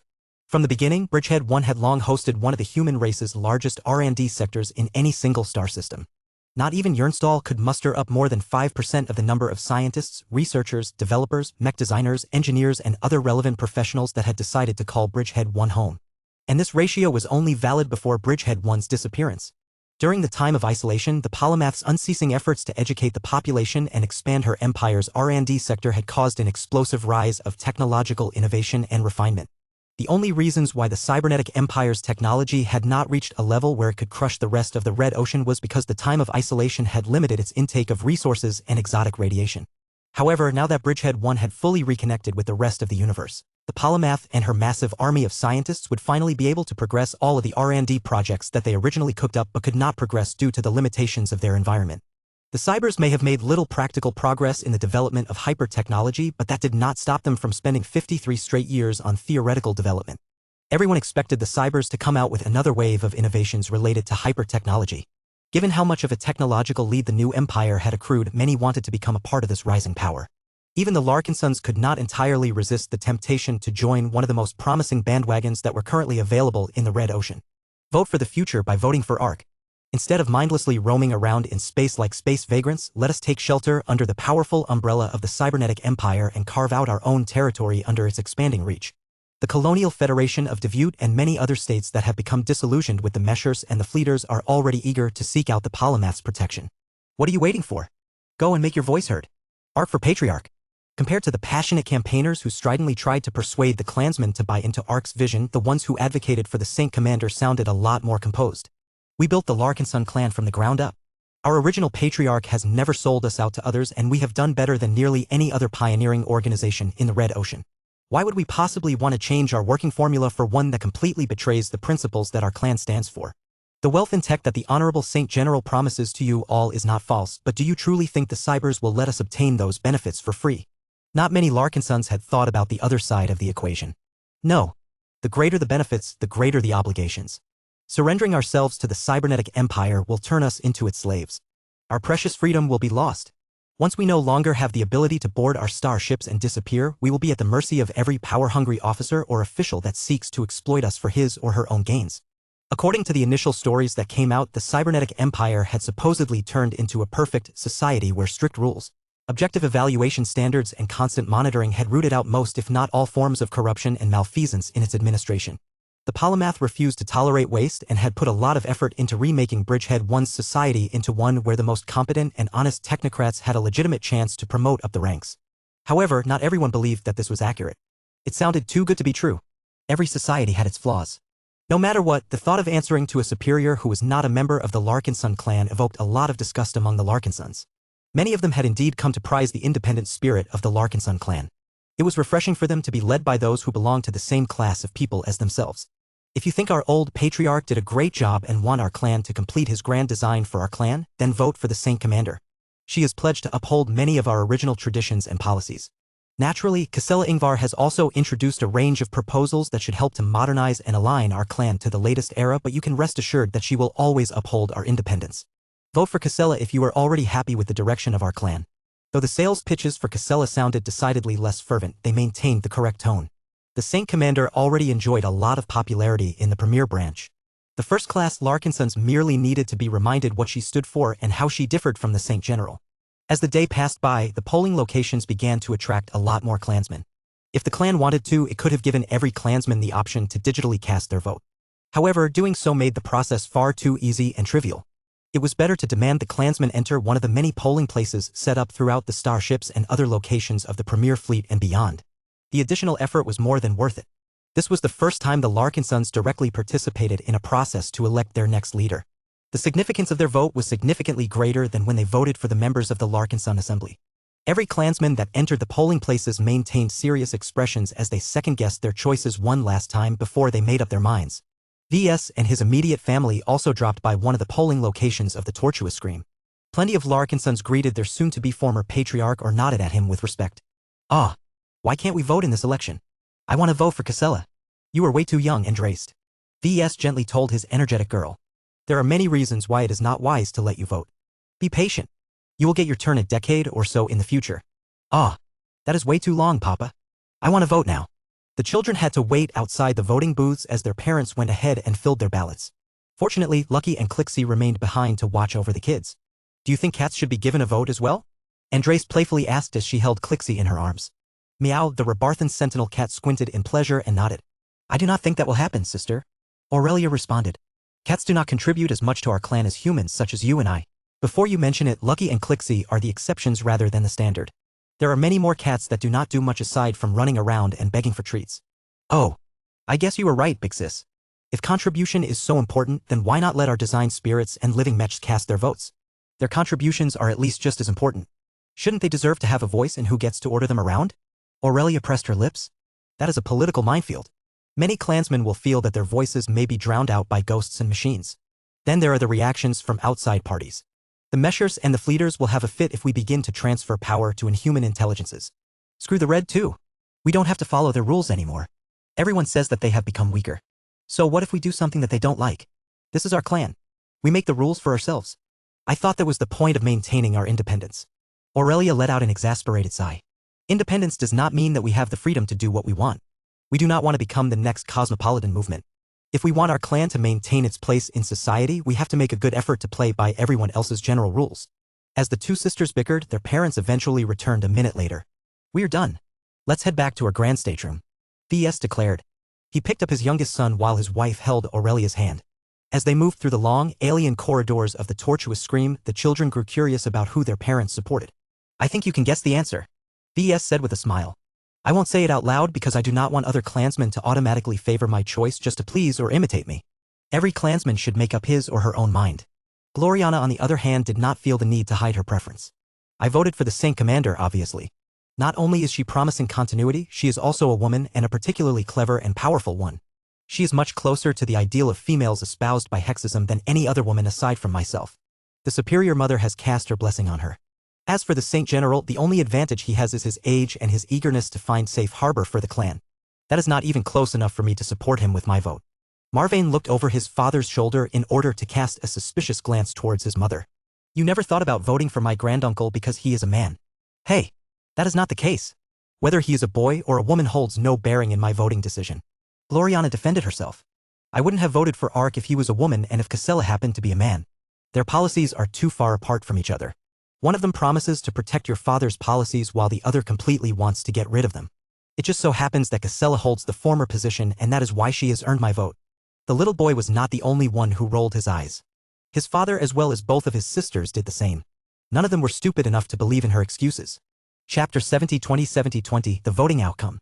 The voting hours lasted for a full standard day. This granted every Larkinson stationed on every starship or planetary branch enough opportunities to consider the final arguments before visiting one of the polling stations. Just as expected, over 90% of eligible voters in the Larkinson clan had voted in its first true leadership competition. The clan did not make it mandatory for everyone to vote, but regardless of this rule, an overwhelming number of clansmen wanted to participate in this historic moment. They also wanted to make sure that their preferred candidate won. Most of the Larkinsons that comprised the 10% who did not fill in their ballots consisted of those who were stationed well outside of Larkinson strongholds. Since they couldn't visit any of the physical polling stations, the clan exempted them from the normal rules and granted them the right to cast their votes over the galactic net. Most of the Larkinsons in question were sent to different states and locations in order to spy on other groups, mostly covertly in order to avoid unwelcome attention. They could not afford to give away clues by placing their votes through a remote connection. There was also a minority of Larkinsons who plainly lacked interest in politics and elections. People like that existed everywhere. Only mandatory voting rules could get them to cast their votes, and even that was not entirely certain. Nobody really cared about the missing 10%. Everyone important enough was more than satisfied with the extent the voting results represented the will of every clansman. At least the losers shouldn't be able to complain about lack of representation. When the polling stations finally closed, the results did not become available right away. The volunteers who manned these places solemnly performed their duty and made sure to check the counting and make sure that the results did not become tainted by mistakes. It took 3 whole hours after the closing of the voting period that the results finally became clear. One of the internal broadcast channels of the Larkinson clan proudly announced the outcome of the first leadership election. Chief Minister Novilon Pernes Larkinson has won 3rd place after gathering a respectable 6.7% of the votes. This may not sound very impressive, but he deserves credit for being able to rise above the dozens of anonymous faces and establish a recognizable niche in the presence of 2 notable titans of the Larkinson clan. Whether his participation in the election has caused him to play spoiler will soon become clear. Let me remind you all that if no single candidate has won 50% of the votes, the 2 leading candidates will have to take part in a runoff election. This was a fairly typical rule. If many people chose to vote for a multitude of weaker candidates as opposed to the frontrunner, then they clearly did not want the latter to win just because there were too many alternatives to choose from. A simple election where 2 candidates competed against each other was the most simple and unambiguous way to determine the will of the masses. Not even VES knew whether the first leadership election would lead to a second round of voting. The most favorable possibility was for Saint Commander Casella Ingvar to win over 50% of the votes in the first round. That would not only save her from a rematch against Ark Larkinson, but also give her a much stronger mandate. Being able to win over 50% of the votes while competing against Ark, Novilon and many other candidates was a clear show of strength. Everyone wanted for the announcer to reveal the next results. This is what you have all been waiting for. It should not surprise anyone that the 2 ace commanders of the Larkinson clan have captured the vast majority of your votes. I am happy to announce that Saint General Ark Larkinson has earned 34.5% of the votes, placing him firmly in 2nd place. Saint Commander Casella Ingvar Larkinson has won 55.2% of the votes, putting her far ahead of all other candidates. Congratulations to Ingvar Larkinson for winning a clear majority as opposed to a plurality. Since she has won an outright majority with a lead that far surpasses the margin of error, there is little chance that anyone would contest the results. This is it, my fellow Larkinsons. From today onwards, the Larkinson clan will gain its 2nd leader and its 1st matriarch. Casella won. Hooray! I knew she would win all this time. Duh. Of course she won. Who would be crazy enough to vote for a failure and traitor? Many people erupted in celebration during a time where it was deep into the night on every starship. Casella had attracted the most supporters from the beginning, and many of them still remained loyal to her vision and her strength of personality. Now, these Larkinsons became reassured that the Larkinson clan would continue to develop along the same trajectory under a proven and reliable leader. Both VS and Gloriana looked at each other and smiled in relief. The worst-case scenario had not occurred, and that was good enough in their books. Their children would have loved to celebrate with the other Larkinsons who rooted for the Saint Commander, but it was well past their bedtime at this point. They would just have to find out about the results tomorrow morning like all of the other kids. Still, despite the positive results, VS was not entirely happy about the outcome. What is wrong, VS? Look at how many votes my uncle managed to steal away from the other candidates. He said as he pointed at the 2nd biggest slice of projected pie chart. He has somehow managed to win the support of 1/3 of all clansmen. Sure, he hasn't been able to beat Casella in the end, but what about next time? What if Casella retires or becomes ineligible to participate in the next leadership election?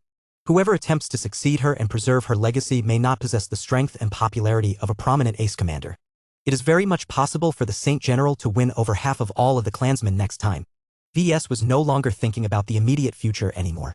He instead began to worry about the next election. It may take a long time before the Larkinson clan decided to hold the second leadership election. The current rules did not explicitly set any term limits or anything, but VS would not be surprised if the Larkinson assembly decided to hold it once every decade. His uncle should become a lot stronger by that time.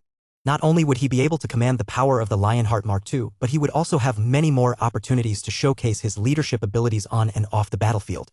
From what VS knew of his uncle, Ark possessed a bit of a perfectionist streak like his wife. The two were similar in the way that they both took their losses badly. They could not stand the fact that they had earned second place while another person won first place. Their jealousy and discontent drove them to work harder in order to earn top place next time. Ark may be a proud individual, but he was not above learning from his betters. After he learned about the results of this election, he and his team would definitely analyze the reasons behind his loss and why Casella managed to do so much better. An incompetent Ark was not that scary as far as VS was concerned. An Ark that managed to get his act together and learn from his mistakes was much more threatening.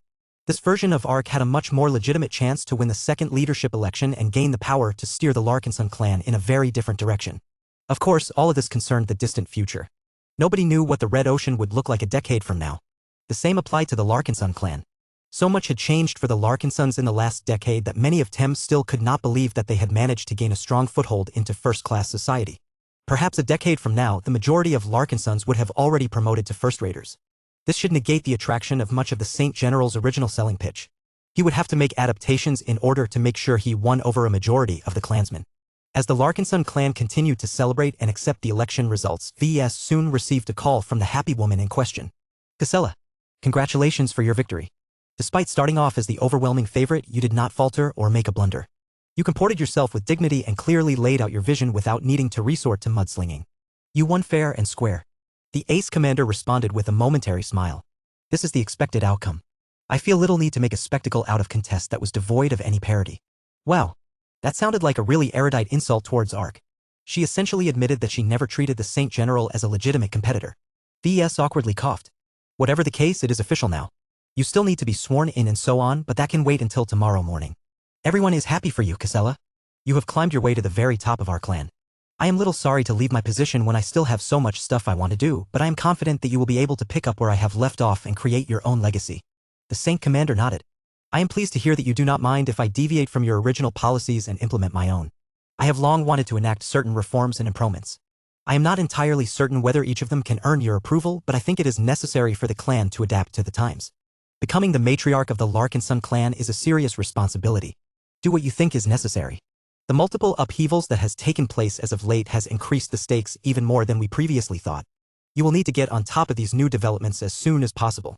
I am sure your prior leadership experience has prepared you pretty well for your newest position, but do not forget that there is more to the Larkinson clan than its military. Its research and industrial sectors are also important. Your exposure to them is relatively superficial, so make sure you to get up to speed on them. My advice is to listen closely to your advisors who possess a relevant background in these matters. I already plan to do so, VS. I have no intention of rashly intervening in affairs that falls outside of my expertise. The Saint Commander already built up a robust staff during and before the start of her election campaign. Many of those staffers would probably go on and join her team once she was sworn in as matriarch. By the way, will you continue to fulfill your responsibilities as the Saint Commander of the Premier Fleet while you fulfill the duties of a matriarch? Yes, but I know what is important, Casella said. I already intend to lighten my duties as the military leader of the Premier Fleet. If necessary, I am prepared to transfer military command to a qualified and reliable officer. I will only take part in battle as my strength is indispensable to the Premier Fleet. I can leave the administrative duties and strategizing to other Larkinsons. That sounds like a workable solution. I hope it works out for you, Casella. It will not take long before the original batch of Larkinsons who underwent EdNet training will return to the fold. They may have grown a bit out of touch with our current society, but there should be nothing wrong with their vastly improved qualifications. You should make good use of them all. General Verl should be particularly suitable to take over as the overall commander of the Premier Fleet. We shall see.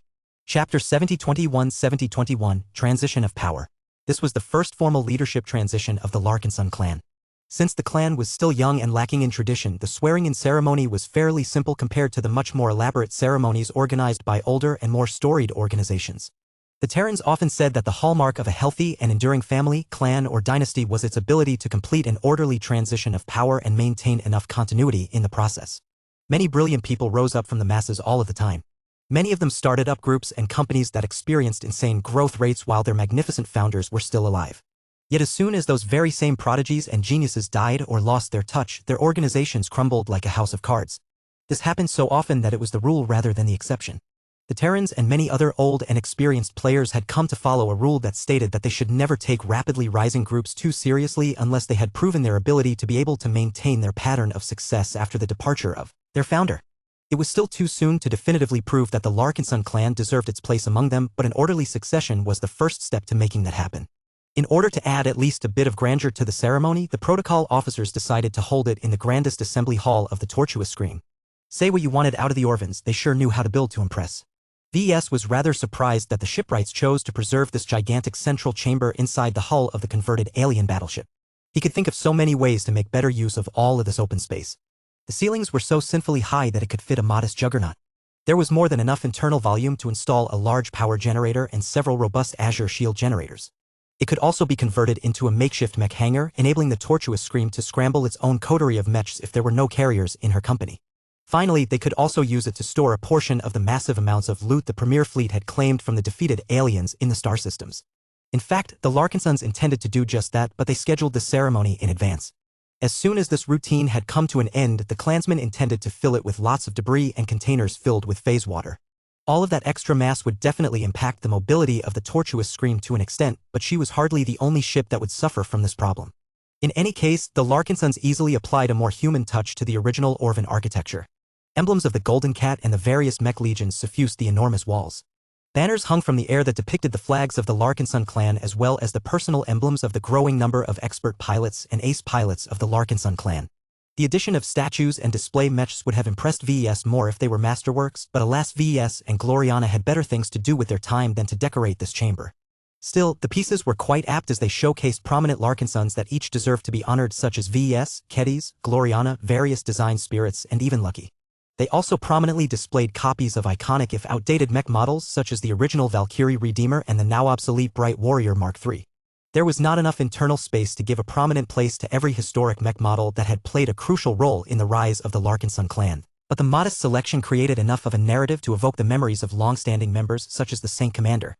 As tens of thousands of clansmen gathered in the central assembly hall, the Saint Commander entered the space from the enormous main entrance. It was clear that the Orvans had designed the space to accommodate their phase lords, or else there wouldn't have been a need to make everything so large and tall. The Minerva Mark II strode inside. She was without an escort, but she did wear a lush green and white cape, which happened to complement her crowned head extremely well. The Ace Command mech looked like a born monarch. It was as if the living Ace mech was about to take over leadership of the clan. Her command field had already spread far and wide, making sure to affect the Larkinsons who were unable to attend because they had to operate their own starships. Those who viewed the live broadcast could only experience a fraction of the majesty of her command field. They were missing out on a lot, as only those in the Premier Fleet could feel her power and some of her emotions. She was happy, but not in an unseemly manner. She felt pleased that the Larkinsons had entrusted her with the responsibility of leading them. She expressed nothing but confidence in her ability to do so, but she also expressed a small degree of caution, showing that she did not intend to go half-cocked. The Victrix accompanied the magnificent green and golden Ace mech as well. The living phase more silvery metallic exterior made her look a little less remarkable, but that did not change the fact that she served as an extension of the Ace pilot and Ace mech. Once the Minerva Mark II reached the podium where the phase lords used to hold their religious ceremonies and lectures, the machine stopped and slowly lowered herself to her knees. The cockpit opened up, allowing a woman wearing a familiar-looking uniform as well as a fur-lined red cape to make her appearance. The Saint Commander had already been adorned in the most formal version of the uniform of the leader of the Larkinson clan. It clearly inherited much of the visual cues and design of the Patriarch uniform that VES used to wield, though it was obviously cut in a way that emphasized her femininity in a classy manner. Of course, the Larkinson clan's much more competent first-class fashion experts had taken the time to update the version worn by Casella. It contained more visible tech elements that came in the form of lit patterns that shifted over time. From the cape that alternated between displaying the symbol of the Golden Cat and her personal emblem to the snake-like ripples that traveled across her lengthy jacket. Casella's fashionable matriarch uniform betrayed a willingness to express herself in a bolder manner than her predecessor. Perhaps there were clansmen who may disapprove of her loud design choices, but VS thought it was refreshing. There was no rule that stated that the leaders of the Larkinson clan had to wear the exact same pattern of uniforms. If Casella wanted to be a little more flamboyant in her dress, then he would certainly not stand in her way. Of course, this may be the only instance where she chose to wear a suit that made such a strong statement. When Casella's boots touched the surface of the podium, she stepped forward until she stopped a short distance away from VS along with his Apocalypse Warden bodyguards. VS had already changed in a plainer version of his old dress uniform. This made for a clear contrast in identities. It also sent an unmistakable message that he had effectively stepped away from involving himself in the internal politics of the clan. He had no interest in clinging to power by assuming an elder position or joining one of the other governing institutions of the clan. Trying to cling to power when he had already completed a run as the most powerful executive leader was a sign of weakness and insecurity. Lucky's dark-plated form accompanied him as well. The cat calmly rested on his shoulders and observed Casella as if he was a watchful feline sentry. VS slowly raised the sizable and hefty tome in his hands. Its purple leather surface along with the massive golden cat emblem dominated the front cover, so much so that it was easy to overlook the other symbolic depictions. The cover alone told the story of the Larkinson clan, though no one should be able to comprehend it completely aside from VS and other users of the system. Saint Commander Casella Ingvar Larkinson, please kneel before me and place your palm on the surface of the Larkinson mandate. She did as she was told. Her fur-lined cape pooled on the podium surface as she lowered herself like a queen awaiting to be crowned.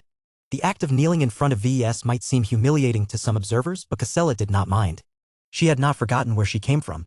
There was a time when she was just a regular third-class mech pilot who had lost her family due to a power struggle. No matter how far she had come, she could never forget her gratitude to VS for taking her away from a bleak and unremarkable life outside of the Larkinson clan. For such a powerful ace commander, her palm did not look all that large or imposing. Once she had assumed the correct position, the golden cat emerged from the Larkinson mandate. Nyaya. The manifestation of the ancestral spirit of the Larkinson clan understood the importance of the ceremony. She openly showed herself in order to increase its credibility. Through the golden cat, every single member of the Larkinson clan that was in good standing could practically feel the weight and solemnity of this occasion. VS stared straight into Casella's eyes. This was the first time he did something like this, so he intended to keep it relatively short and simple. Besides, it was not a good idea to bind an ace commander with too many promises. Unlike ordinary politicians, high-ranking mech pilots actually had to make a serious effort in abiding by their word. Do you swear to lead the Larkinson clan to the best of your abilities while you hold your new office? VS solemnly asked. This was a rather vague and generic pledge that was very short on specifics. It still sounded genuine and noble enough to convince the masses. I swear. Casella spoke back in an officious tone that clearly took a lot of practice. Do you swear to make a serious effort to put the interests of your clansmen above your own and to always do what is best for the clan as whole rather than any specific interest group? This one did not possess any serious binding power. So long as Casella made a serious enough effort, this was enough to abide by this promise. I swear. Do you swear to work to advance the interests of the Larkinson clan without compromising its independence or surrendering it to other organizations unless you hold a referendum on this matter? VS found it necessary to add this clause not because he was afraid that Casella would sell out his clan to a larger group, but because he wanted to send a message that he disapproved of his uncle's latest initiative. I swear. Casella answered without any hesitation. Finally, if a day arrives where you are no longer fit to lead the Larkinson clan as its matriarch, will you choose to make the same decision as I and step aside so that another Larkinson can succeed your position? Now that the Larkinson clan had ended the period where VS was in charge, he wanted to make sure that no other leader after him could stay put and slowly convert it into his or her personal possession. I swear. Then rise, matriarch and saint commander. From this moment onwards, with the support of our clansmen, I declare you to be the second-generation head of the Larkinson clan. Let our clansmen as proudly as I have done. Go forth and carry my blessing as you leverage your wits and wisdom to the fullest in order to lead us all to a better future. Receive the Larkinson mandate that I have created with my own hands and do what you must to make our ancestral spirit stronger. For the clan. For the clan. For the golden cat. For the golden cat. For the matriarch. For the matriarch. Chapter 70-22-70-22, Changing of the Guard. After the Larkinson clan successfully concluded its first leadership election, everything quickly went back to normal more or less. As a former candidate who pledged to preserve the Larkinson clan, Casella Ingvar did not intend to reinvent the clan from the ground up, especially right away. She and her staff had to take the time to acclimate to their new jobs and responsibilities. The Larkinson clan may still be relatively small by the standards of millennia-old family organizations, but it had grown so much in the past decade that its administration had grown to a formidable size. That brought a lot of complexity that only specialized experts and staffers could oversee. Casella therefore made the prudent decision to retain most of the existing staffers that served the first patriarch in this capacity. Only a handful of staff that answered directly to Gavin Newman opted to resign from their postings in order to work for VS in a personal capacity. VS saw nothing wrong with that. He did not need to be attended by an army of assistants now that his administrative workload had dropped by an enormous degree. Perhaps he might need more help once he became more involved in other matters such as the Red Collective, but he or Gavin could always hire additional personnel when necessary. VS had mixed feelings as Gavin and a handful of bots cleaned out his personal office aboard the tortuous Scream. "You do not have to vacate your office, sir," Casella said as she stood by his side. "This battleship is big enough that I can select many other offices of this grade." The new matriarch of the Larkinson clan already wore her new modernized matriarch uniform sans cape like she was born for this. She was also accompanied by a pair of bodyguards in heavy armor, though these ones hailed from the Larkinson clan as opposed to the Red Collective. One of her guards had taken over the solemn and sacred duty of carrying the Larkinson mandate. As much as VS wanted to maintain his possession of the living artifact that he made with his own hands, it belonged to the clan as opposed to any single individual such as himself. Casella could make much better use of it than him. It would be criminal to withhold it from the Larkinsons. "No. That is not appropriate, matriarch. This compartment has the best location. It is close to the bridge and other important functions. You can get to the Minerva Mark II faster in case there is an emergency. Its physical defenses and privacy protections are also better here than elsewhere. As the matriarch of the Larkinson clan, you need this place more than I. There is no need to worry about me. I can easily set up shop elsewhere. In fact, I have been thinking about moving to the Tarrasque." That caused Casella to turn to VS in mild surprise. "So you have made up your mind on separating from the Premier Fleet?"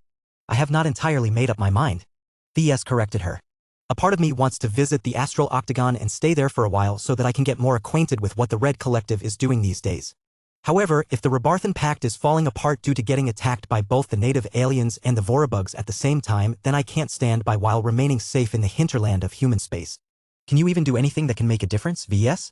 "When the Vorabugs have invaded numerous second-class planets within the sphere of Rebarthan space, the local defenders deployed numerous different living mech models such as the Ferocious Piranha and the Pacifier.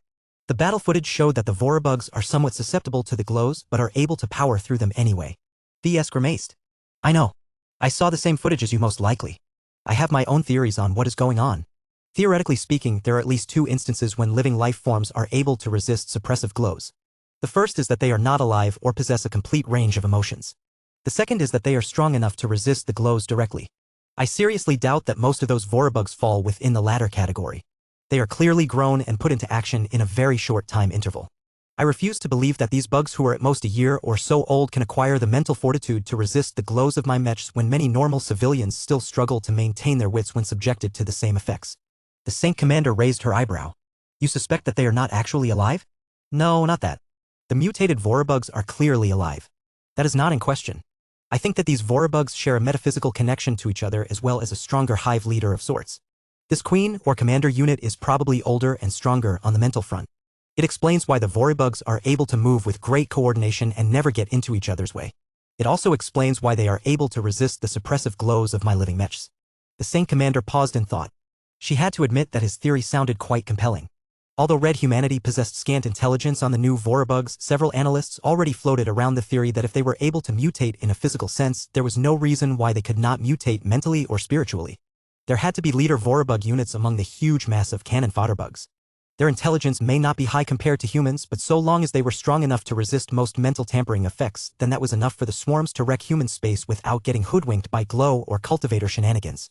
It was as if the Vorabugs had been engineered to counter these easy solutions. What you are describing suggests that the Vorabugs are operating their own version of a kinship network complete with a powerful living nexus at the center. She said, "Do you suspect that the mutated Vorabugs have been artificially made by plagiarizing your work?" That was a controversial theory. After all, if there was any possibility the Vorabugs had become so strong and deadly by learning from his work, then that meant that he was at least indirectly responsible for all of the people who died in the periphery of Rebarthan space. VS let out a sigh. "I cannot be certain of anything. I have a strong feeling that I need to travel to Rebarthan space and examine the captured Vorabugs in person in order to gather more clues. This is another reason why I cannot stay with the Premier Fleet. By the way, will you end the Larkinson clan's contract with the Terran Alliance early in order to reinforce the Rebarthans? They need the extra help a lot more than the Terrans. It is too early for me to make a decision. I have only just assumed office and still need to be brought up to speed on many matters." The Saint Commander replied with an ambiguous answer of her own. "I do not think it would do our reputation good if we prematurely end our contracts. I think the Rebarthan Pact will be able to attract help from many corners of human society. The Terrans may be spared this new threat, but the native aliens are still pressing them hard. With the Red Split, the Terran Alliance will no longer enjoy the protection of any visiting god pilots and dreadnoughts. The Light of Soul will have to work himself to the bone in order to protect the entire front line of Terran space by himself." Several days had passed since the Day of Pestilence. The Vorabug outbreak had entered into full swing and showed no signs of abating anytime soon. The fact that the Red Cabal had yet to issue a recall order and continued to encourage the assault fleets to invade human space was very telling. If the native aliens had any intention of driving back the Vorabug tide, they obviously intended to do it without relying on human assistance. So the Premier Fleet will stay in Terran space for the time being? At least for the time being. We may still decide to transfer to the Rebarthan Pact, but only if the situation has grown dire. The Terrans have already contacted me in order to express their hopes that our fleet will remain. They have already taken our involvement in the local war theaters into account. Our sudden departure will invalidate several of their war plans. Aside from that, our clan is also cooperating closely with them on other matters. For example, I have heard that you and the Terrans have made excellent progress in the Arboreal project. VS nodded. My WhatsApp mech is indeed shaping up to become a promising Carmine biomech. The only issue is that we mainly designed it to fight against the native aliens. I am unsure how effective it will be when employed against the mutated Vorabugs. The biomech is not optimized to fight against swarms of weaker biological enemies. It takes a very different approach towards combat in order to do well against the overwhelming swarms that we have seen on the galactic net. The Vorabugs most definitely require dedicated designs in order to combat effectively. Many mech designers had no doubt begun to design their own anti-Vorabug mechs or began to adapt their existing designs for this specialized purpose. VS felt the urge to follow suit, but he still had his hands full with the Arboreal project, the Riot Mark III project, and a few other projects. Regardless, the Arboreal project and other ongoing commitments makes it prudent for us to remain in the Terran Alliance for at least half a year to a year. Casella went back to the original topic. After that, we can consider whether to relocate to the Rebarthan Pact. Even if the Terrans attempt to bribe us by doubling our remuneration, I may still decide that the Rebarthans need the services of the Premier Fleet more. Even if we are not equipped to fight the Vorabugs, we can still fight the native aliens that invade Rebarthan space. That will allow us to keep doing what we excel at while freeing other units to reinforce the front line under assault by the bugs. They talked a bit more about what sort of conditions it would take to persuade the Saint Commander to transfer the Premier Fleet away from the Terran Alliance. You clearly put a lot of thought on this matter. VS lightly praised her. That is good. Your decisions directly impact more than 1 million Larkinsons and many more allies and dependents. It can never hurt to be a little more careful. Still, no matter what, when you feel it is necessary to make a decision, then do it. The point of becoming the matriarch when there are already many high offices that can fulfill important functions is to have a single person in charge who takes the greater picture into account and does what is necessary. Casella crossed her arms. You do not need to lecture me about leadership. Rest assured that I will take good care of the Larkinson clan in your absence. It is natural for you to feel so concerned for the organization that you have spent so much time and effort into raising, but trust in your own work. You have done a good job in allowing talents such as myself to develop and realize the potential that we did not know we possessed at the time. Just as how you allow your mechs to find their own success on the battlefield, please give us a chance to prove we can make it without relying on your input. That is fair. I apologize. I shouldn't be expressing so much doubt about your leadership. I will do as you say. I won't involve myself too closely in the clan's affairs unless you bring me in. I hope to hear nothing but good news. You can count on it, VS. Chapter 7023 The First Move. Don't worry, Rosa. The Riot Mark III project has progressed at a brisk pace. My wife and I are confident that we can complete the project and deliver your new machine to you within a month. If the timing works out, we may be able to upgrade your damaged and dormant machine before I depart from the Premier Fleet. VS and Venerable Rosa Orphan both stood in front of the central projection inside his private design lab. Although recent events took up a bit of his time, VS tried his best not to neglect his work obligations. He made sure to devote enough hours to progress the Arboreal project and the Riot Mark III project.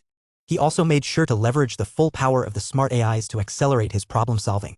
Relying so much on the smart AIs may not be a healthy practice to a mech designer in the long run, but the urgency of the situation was too great. VS could still make up for it in other ways. Right now he just wanted to complete these projects as quickly as possible. Unfortunately, the Arboreal project would probably take a bit more time due to the complexities involving biomechs. VS and the Terrans held a lot of expectations towards the very first WhatsApp mech model in existence. The human body surrogate control system that the Terrans intended to merge in the Carmine biomech design was a potential game changer in many ways. If successful, it could redefine mechs and solve the problem of Carmine mech pilots requiring a certain level of piloting training in order to become combat effective. It was certainly a much more elegant solution than taking the lazy approach by letting the living mech do the heavy lifting. VS felt increasingly more disgusted by the users of the auto-heretics in the Milky Way who practically formed their own sub-community filled with fake and insincere mech pilots. They were giving genuine mech pilots a bad name. A part of him actually began to feel regret that he had published such a distorted Carmine mech design to the people of the Milky Way. He could have disrupted original humanity by publishing a Carmine mech design that did not do anything fancy in terms of giving living mechs a lot more freedom to control their own mech frames. In any case, VS made sure to add additional precautions in the design of the Arboreal project to avoid the same mistakes. If the Terran mech pilots of the Arboreal project mechs wanted to fight, then they needed to be the ones in charge. VS absolutely did not want his first wood app mech design to violate the sanctity of mechs. As one of the 5 elemental Carmine mech designs that would form the basis of his promotion to the rank of Master Mech Designer, each of them had to reflect the values and principles that characterized his unique brand of mechs. He could tolerate the presence of flaws. After all, unlike what Gloriana might believe, nothing was perfect. A product could be defined by both its merits and its flaws. The latter did not always have to be horrible. If managed well enough, they could give the mech design more character. In any case, the Riot Mark III was a mech design that possessed a lot of flaws depending on the perspective of the observer. As VS stared at the design that should be a close match to the final version of the design, the Riot Mark III possessed a very loud and maybe even obnoxious design and color scheme. The striped orange expert spearman mech looked so glaring, but not in a shiny way. As long as the living mech got scuffed by dirt, he could easily acquire a grungy appearance, one that was very atypical to high-ranking mechs. Not only was the Riot Mark III an obviously male living mech despite being paired with a female pilot, the machine also happened to be almost completely superdimensional aside from one glaring exception. The spear that should be held in his hands comprised of the Tier 3 destroyer spear that VS had long reserved for the Riot Mark III. While the Dark Zephyr was currently making good use of this weapon, Saint Tuso was due to receive a pair of weapon-grade superdimensional daggers. Although switching from the spear to the pair of daggers massively decreased the Dark Zephyr's reach, their insane penetration capabilities more than made up for the shortcoming. With this weapon switch, the Ace Skirmisher mech gained many more options to deal with troublesome phase lords.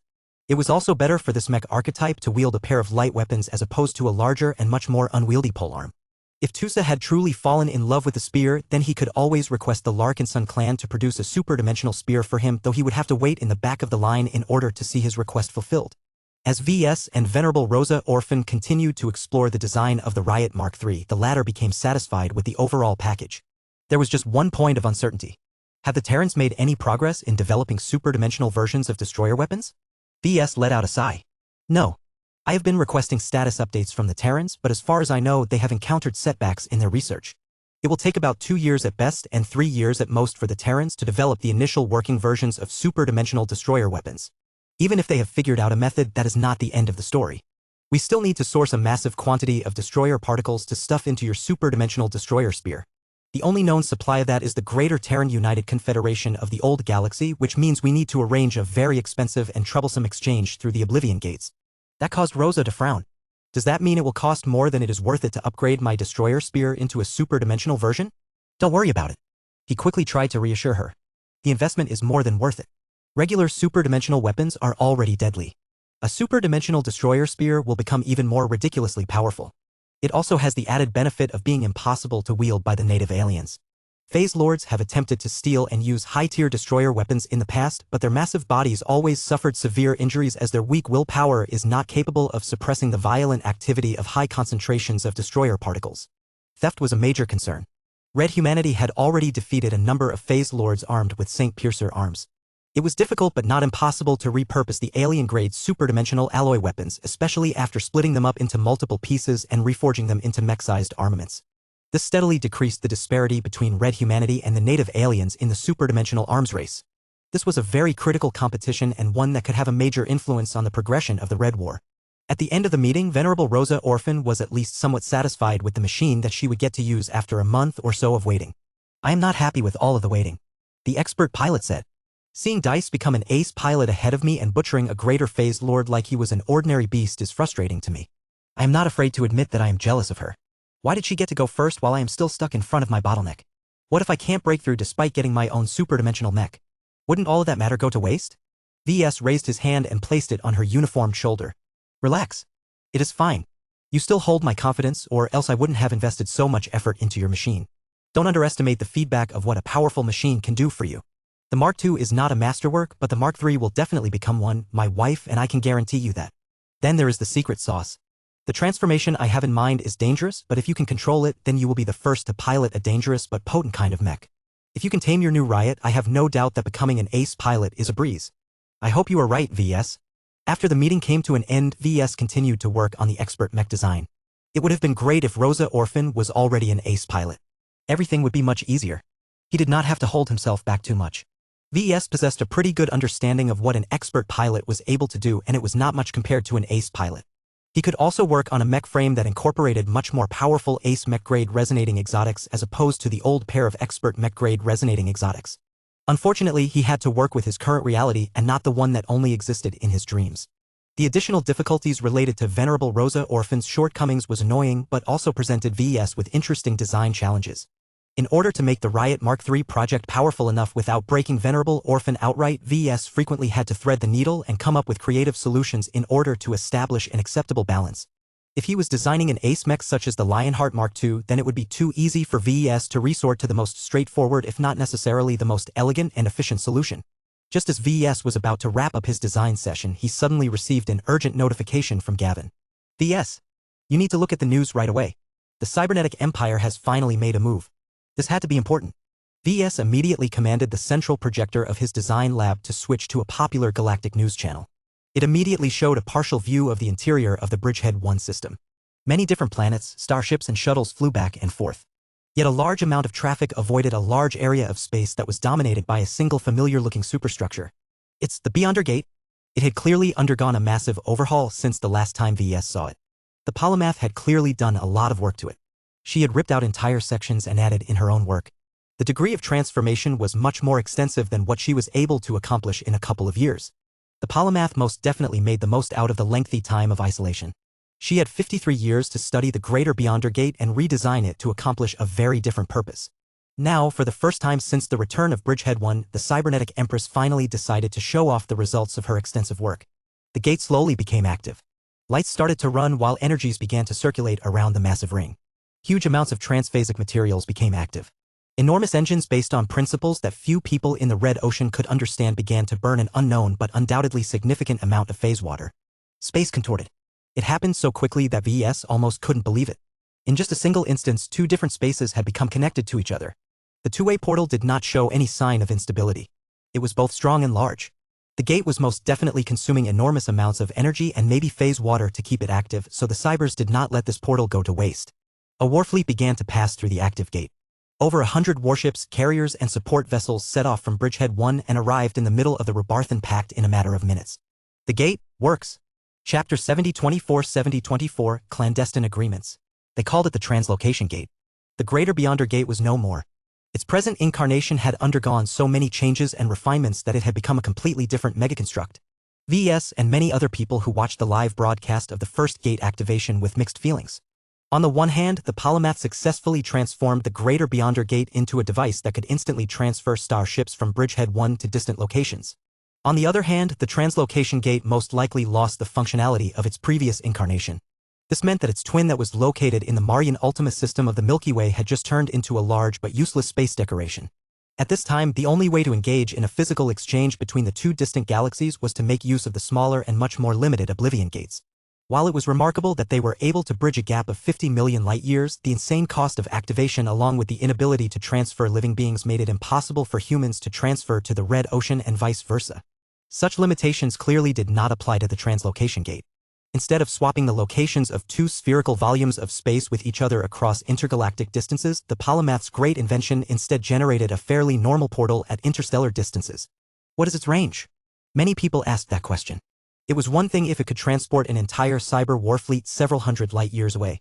It was another thing if it could bridge a gap of over 10,000 light-years. If the latter was the case, then Red humanity could still engage in the original Deep Strike plan even if the circumstances had changed a lot. The capacity to strike anywhere behind enemy lines was an extremely valuable capability. If the portal happened to support two-way traffic, then this meant that it would be easy to retrieve the distant fleet once it had completed its mission. That was not all. VES could think of many other useful applications of the Translocation Gate.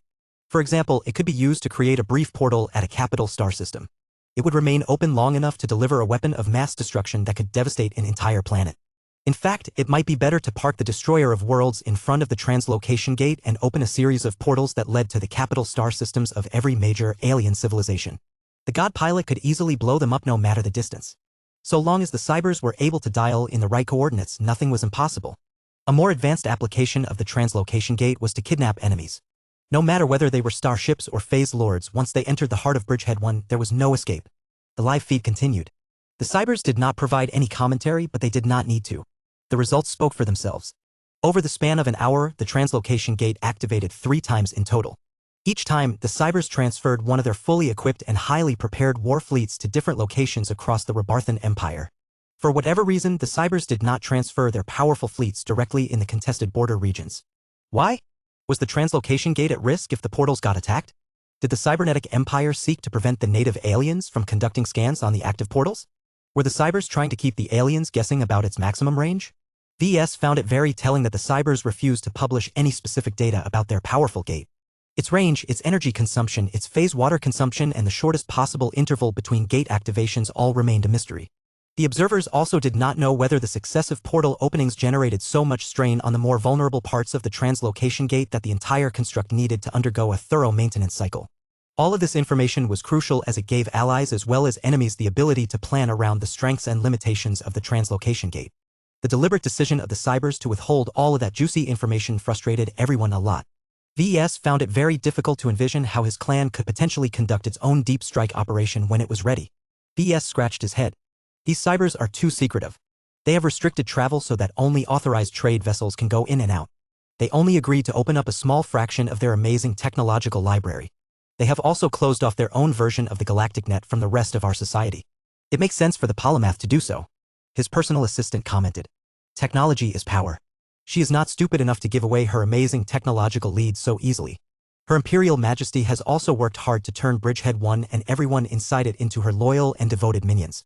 The long period of isolation should have turned them into her permanent subjects. However, if these people are able to re-establish contact with their friends, family, and co-workers, who knows whether their loyalty to the cybernetic empire remains strong. Whether the citizens of Bridgehead 1 voluntarily defected to the cybernetic empire, the polymath could not escape the criticism that she had preyed on the vulnerability of all of those stranded humans. She undoubtedly crossed a line when she poached such an enormous amount of high-quality R&D personnel from the other crumbling organizations. The Red Association, the Red Fleet, and many other groups were more than upset at losing so many members. They would definitely expend effort into getting their talents back, especially now that they had learned significant aspects of many advanced technologies.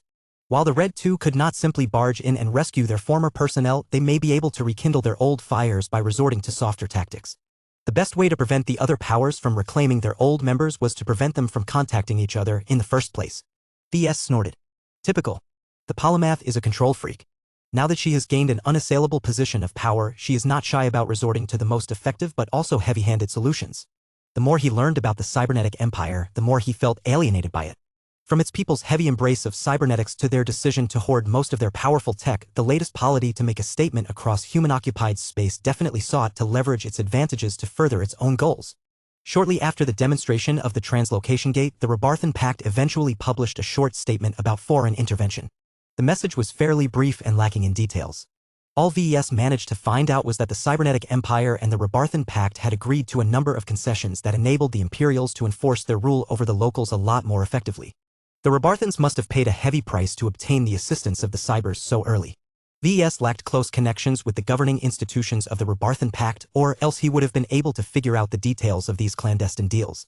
While he built up a shallow relationship with the Inferno Spear Prince and a more intimate friendship with the Destroyer of Worlds, he could not easily make contact with these busy war leaders.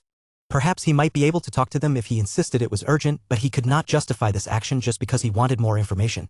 Had the two sovereign powers agreed to a simple exchange of military aid for resources, or had they also agreed to exchange tech or form a defensive alliance? Any change was significant. The more extensive the agreement, the greater the ripple effects. Not even VS would be able to escape the consequences. As he continued to speculate about the motives and plans of the Cybernetic Empire, he eventually received another message. The Saint Commander contacted him and requested his presence at his, no, her main office inside the tortuous scream. This has to be important.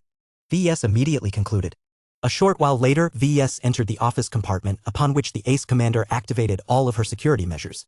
The Cybernetic Empire had finally established initial contact with the Larkinson clan. Casella announced. So soon? Yes. We must rank fairly high in importance if they show so much obvious respect for the extensive team of specialists. So far, the Cybers have yet to reveal their greater plans, though I can already form a few educated guesses based on the clues laid so far. VS tried to think of this matter from the perspective of those who reside in Bridgehead 1. The Polymath and many other important figures understood what was special about the Larkinson clan. It was well worth it to exchange a small amount of concessions to win over the loyalty or at least the friendship of the Larkinsons. What do you think they want? VS asked. The most important goal is to drag us into their camp. The Saint Commander analyzed. Not right away. That would be too blatant. The Cybers would definitely try to ensnare the Larkinsons as slowly as possible. Once we have become inseparable from the empire that the polymath has built, it is too late for us to escape. We have little choice but to fully submit and hope that Her Imperial Majesty will continue to treat us well. Those are rather general answers. Don't you have a more specific guess on what they want? I do, but I am careful not to mention them. I think it is best to leave this matter aside until one of the ships is ready to move out and witness the spectacle. Let us turn back to the main subject under discussion. Can you guess their first request? Did they ask to arrange a meeting with me and the polymath? There were many possible reasons why the star designer wanted to call VS. She probably wanted to do way more than catch up on old times. VS narrowed his eyes. Did she seek to recruit him into her empire? It was not an impossible mission. So long as she offered enough concessions, VS might be persuaded to call her master. However, this was highly unlikely. The Cybers needed to offer something priceless in order to win over his partial loyalty. Even then, he would still stick his old ways more and less. We did schedule a meeting, but it is not what you think. She says. The Cybers did not ask for you from beginning to end. I did not get the feeling from their envoy that they are specifically seeking you out. Perhaps they are not looking to contract your services for the time being, or perhaps they think that getting our clan on board will get you on board as well. Whatever the case, their contact person subtly made it clear that they wish to open relations and explore initial ways to cooperate with each other. If everything goes right, then we can deepen our relationship and cooperate more intimately. That sounded typical. The cybernetic empire was hardly the only power that sought to get into the good graces of the Larkinson clan through this gentle method. VS scratched his hairless chin and thought, well, whatever the Cybers want, I hope you don't sell our services cheaply, Casella. Their tech is strong, but they are lacking in terms of hyper-technology and e-technology. That is our only advantage. I don't think I need to give you further instructions. As difficult as it was for VES to remain involved, he knew that this would be detrimental to the Saint Commander. This was exactly the kind of instance where he needed to take a few steps back and let his successor take the lead. VES resisted the impulse to do the opposite. Sometimes doing nothing was better than taking action. If the Cybers are open to a deal, then I am inclined to make it no matter how small and limited it may be. Casella explained. The cybernetic empire is strict and rule-bound, but that also makes it much more likely that the Cybers will remain loyal to the letter and spirit of any clandestine agreement. The Saint Commander sounded a little more enthusiastic, as if she had detected a bug that only she could fix. Chapter 7025 Shifting Geopolitical Landscape. Several fancy new warfleets of the cybernetic empire had arrived in the territories of the Rabarthan Pact. After arriving at their respective destinations, the warships and unarmed vessels of the latest superpower of the Red Humanity scarcely spent their time in real space before they moved to the nearest Lagrange points and engaged their advanced superdrives. From the data readings of their FTL transitions, it appeared that the Cybers had managed to refine and improve the superdrive into a more efficient and optimized product. The initial versions of superdrives consisted of crude but effective attempts to merge the functions of human FTL drives and alien warp drives together. The combination certainly worked in theory as well as in practice, but the implementation was anything but elegant. Newer superdrives became more efficient and fixed a lot of little flaws and quirks. They required less phase water to construct and took less time to traverse the same distance. However, this combination tech was still relatively unrefined. The researchers and developers who worked in this sector knew that there was a lot of room for improvement. However, the apparent performance of the more advanced superdrive pretty much told them that their work thus far was child's play compared to what the scientists and engineers of the cybernetic empire managed to produce. They must feel incredibly sour about the immense technological lead between themselves and the Cybers. There was no way for the rest of Red Humanity to catch up to the Cybers anytime soon. Unless Red Humanity obtained theoretical secrets or an actual physical copy of a cyber superdrive, the work of ordinary developers would always remain far behind. Superdrive developers were not the only people who worried about their competitiveness. Many other R&D personnel had many reasons to feel concerned about whether the Cybers had reduced them all to primitives who had fallen at least 2 generations behind. Even mech designers feared whether their works had become obsolete. The polymath alone had 53 years to push the standards of mech design to an extensive degree. However, it was difficult to make comparisons when the cybernetic empire refused to share details about their most advanced mech lines. The new human superpower tightly controlled all transmissions of information between Bridgehead 1 and the rest of human society. This action disappointed many red humans who looked forward to exploring the progress made in the future. A turbulent week went by. Every day, more developments took place. The geopolitical landscape continued to shift drastically as the hegemony maintained by the Red Association and the Red Fleet continued to diminish. The Meshers and the Fleeters had no good answers to the events that took them by surprise. Their power was lacking and tied to existing frontline commitments. Now that they had been deprived of their overwhelming power, they could only rely on diplomacy and other forms of soft power in order to maintain their authority over human space. Unfortunately, not that many people liked the Meshers and the Fleeters to begin with. Just as with the Big Two, the Red Two might not come across as evil, but they had long built up a reputation for being insufferably arrogant. Even if the Meshers and Fleeters had long safeguarded human civilization and made sure that most ordinary people became shielded from both alien threats and human depravity, the common folk did not necessarily understand all of the effort their overlords had made to increase galactic stability for so many years. It did not help that the hegemons also claimed a large amount of wealth and resources from their subjects. They occupied the best star systems and levied all sorts of fees and taxes. Perhaps the ordinary folk might not have any direct exposure to this exploitation, but even they could tell when the growth and development of their states were constrained by the Meshers and the Fleeters. Of the two, the Meshers at least managed to earn a little more sympathy due to their openness in recruiting from the masses. They also dealt with products that a lot of people were able to get in touch with during their lifetimes. As for the Fleeters, hardly anyone outside of the mysterious spaceborne clans understood them. The warship guardians were so insular that they came across as different species to those who encountered them for the first time. All in all, the RA and the RF found itself completely out of their element as they belatedly learned that neglecting popular support might cause them to lose control over the Red Ocean Union. As the only colonial alliance that was not aligned with the Terrans or the Rebarthans, the Red Ocean Union had become even more important to the Red Two than before. If they lost control over the space, then not only would the Meshers and the Fleeters be their remaining source of manpower and capital, they also stood to lose their last remaining shreds of legitimacy. There was no way the RA and the RF could maintain their enormous sizes and fund their astronomical expenses without a real dominion at their disposal. For this reason, the Meshers and the Fleeters no longer remained complacent and rapidly worked to shore up the shortcomings that caused a lot of people to lose faith in the hegemons who shaped the old human order. The Red Two made the uncharacteristic decision to become more transparent. Their propaganda arms suddenly became a lot busier as they worked to highlight the many contributions their god pilots and war fleets had made in safeguarding human civilization. The Fist of Defiance has made an incursion across the border. He and his invincible superdimensional god mech have smashed apart more than a dozen alien assault fleets and personally crushed the skulls of an ancient phase whale and dozens of other phase leaders. Analysts believe that the god pilot's daring raid will slow down the ongoing offensive against the Krakatoa Middle Zone and prevent it from falling to the native alien invaders. Since the beginning of the Red War, we have sacrificed multiple mech corps and hundreds of warships to the enemy. The Red Association and the Red Fleet have done so without expecting to earn any honors or remuneration from all of the states that are at risk of succumbing to the ongoing invasions. Without our active protection, all of the states that are located in the zones under attack would have succumbed without exception. Even the Terran and Rebarthan zones are doomed to crumble if we were not present to assist them in defending their own border regions. Everyone noticed the differences right away. The Meshers and the Fleeters not only became more active in the media but also became a lot more active in local communities. It was easy to figure out that these arrogant first-raters only came around and started outreach programs because they were in trouble. However, their efforts clearly worked. Many ordinary people did not really care about independence and the right to field their own warships. They just wanted to remain safe and their planet to remain protected. So long as the Meshers and the Fleeters corrected their attitude and emphasized all of the contributions they made, it was not that hard to shift public perception into a more positive direction. Through these hasty but effective methods, the Red Two managed to stop the bleeding. Their grip on the Red Ocean Union had not weakened any further. While the RA and the RF urgently strengthened their ties to the masses they depended upon, other notable groups made their own moves. The Terran Alliance and the Rebartan Pact continued to change the way they operated now that they had officially thrown off the yoke of the Red Two. Those mechs are different. How so? Look at the antenna-like arrays mounted on their upper backs. Those things have never been there before. Are those shield link arrays? They dare. Isn't support link technology exclusive to the Red Two and their closest associates? There is no way the Terrans and the Rebarthans received permission to mount them onto their own machines. You were right.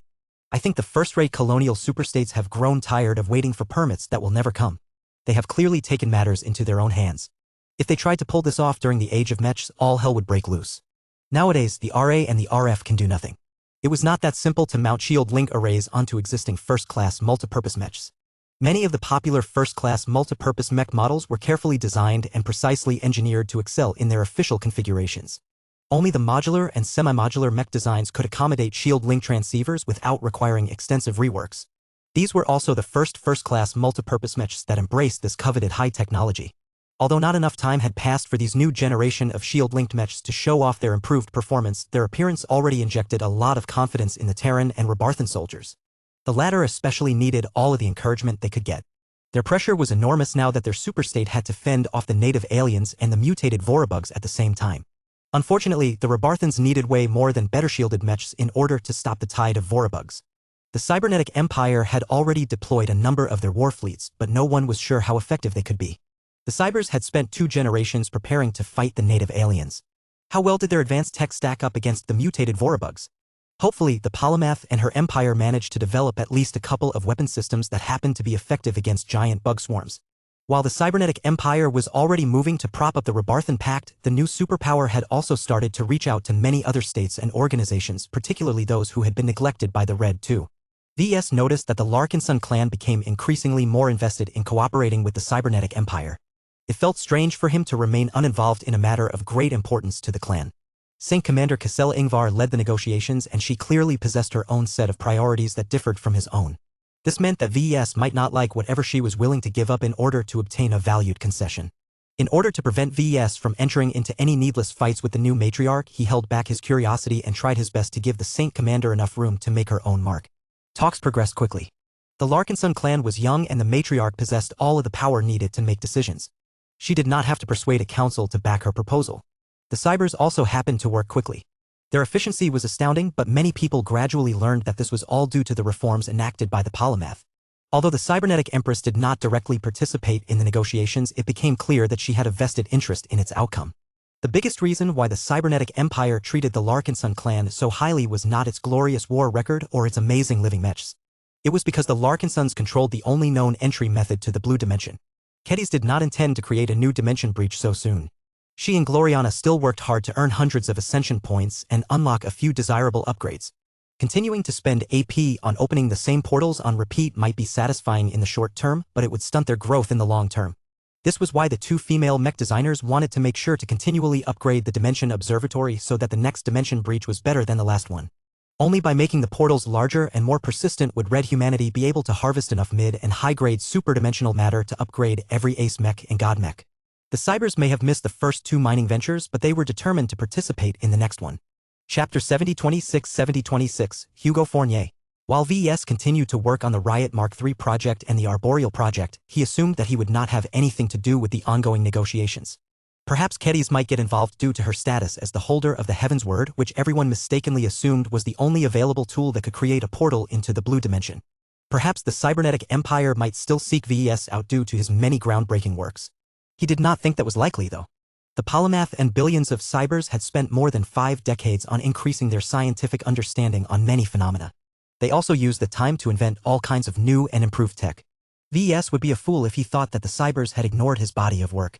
He wouldn't be surprised if the cybernetic empress not only managed to figure out how to design a genuine living mech, but also cracked the secret to producing her own kinship networks and companion spirits. As long as she had enough time on her hands, the Polymath was capable of reverse engineering nearly any form of technology.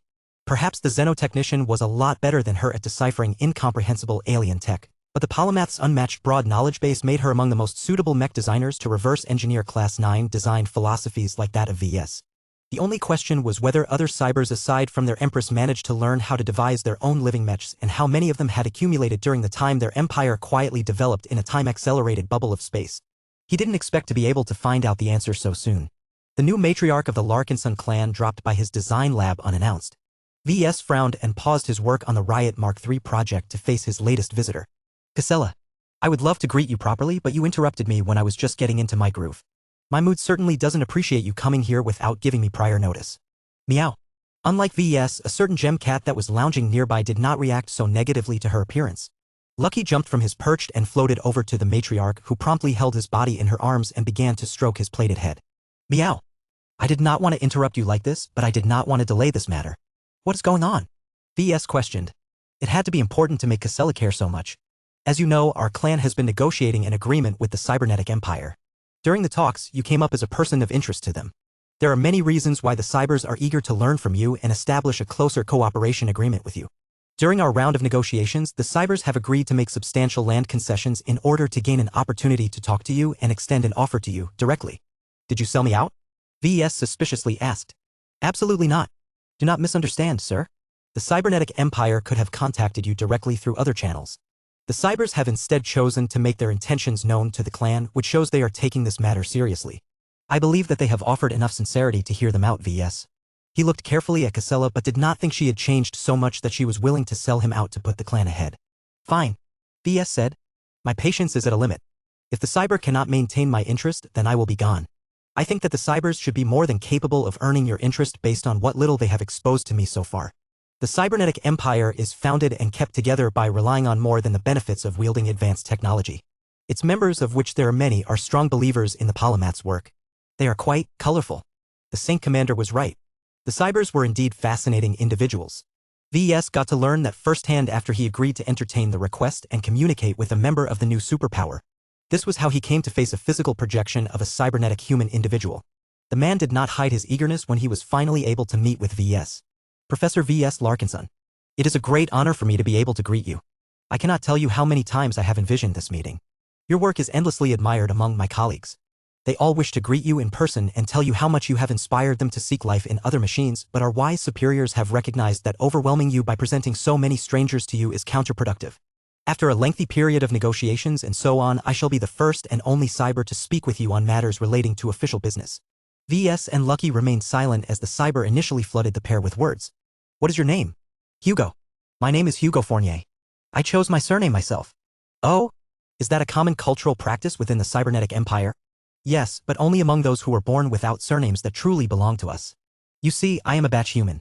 I was born in one of the multiple large incubation chambers of my home system 36 years ago. From my perspective, that certainly caught V's attention. VS did not believe he had ever met or spoken to a batch human before.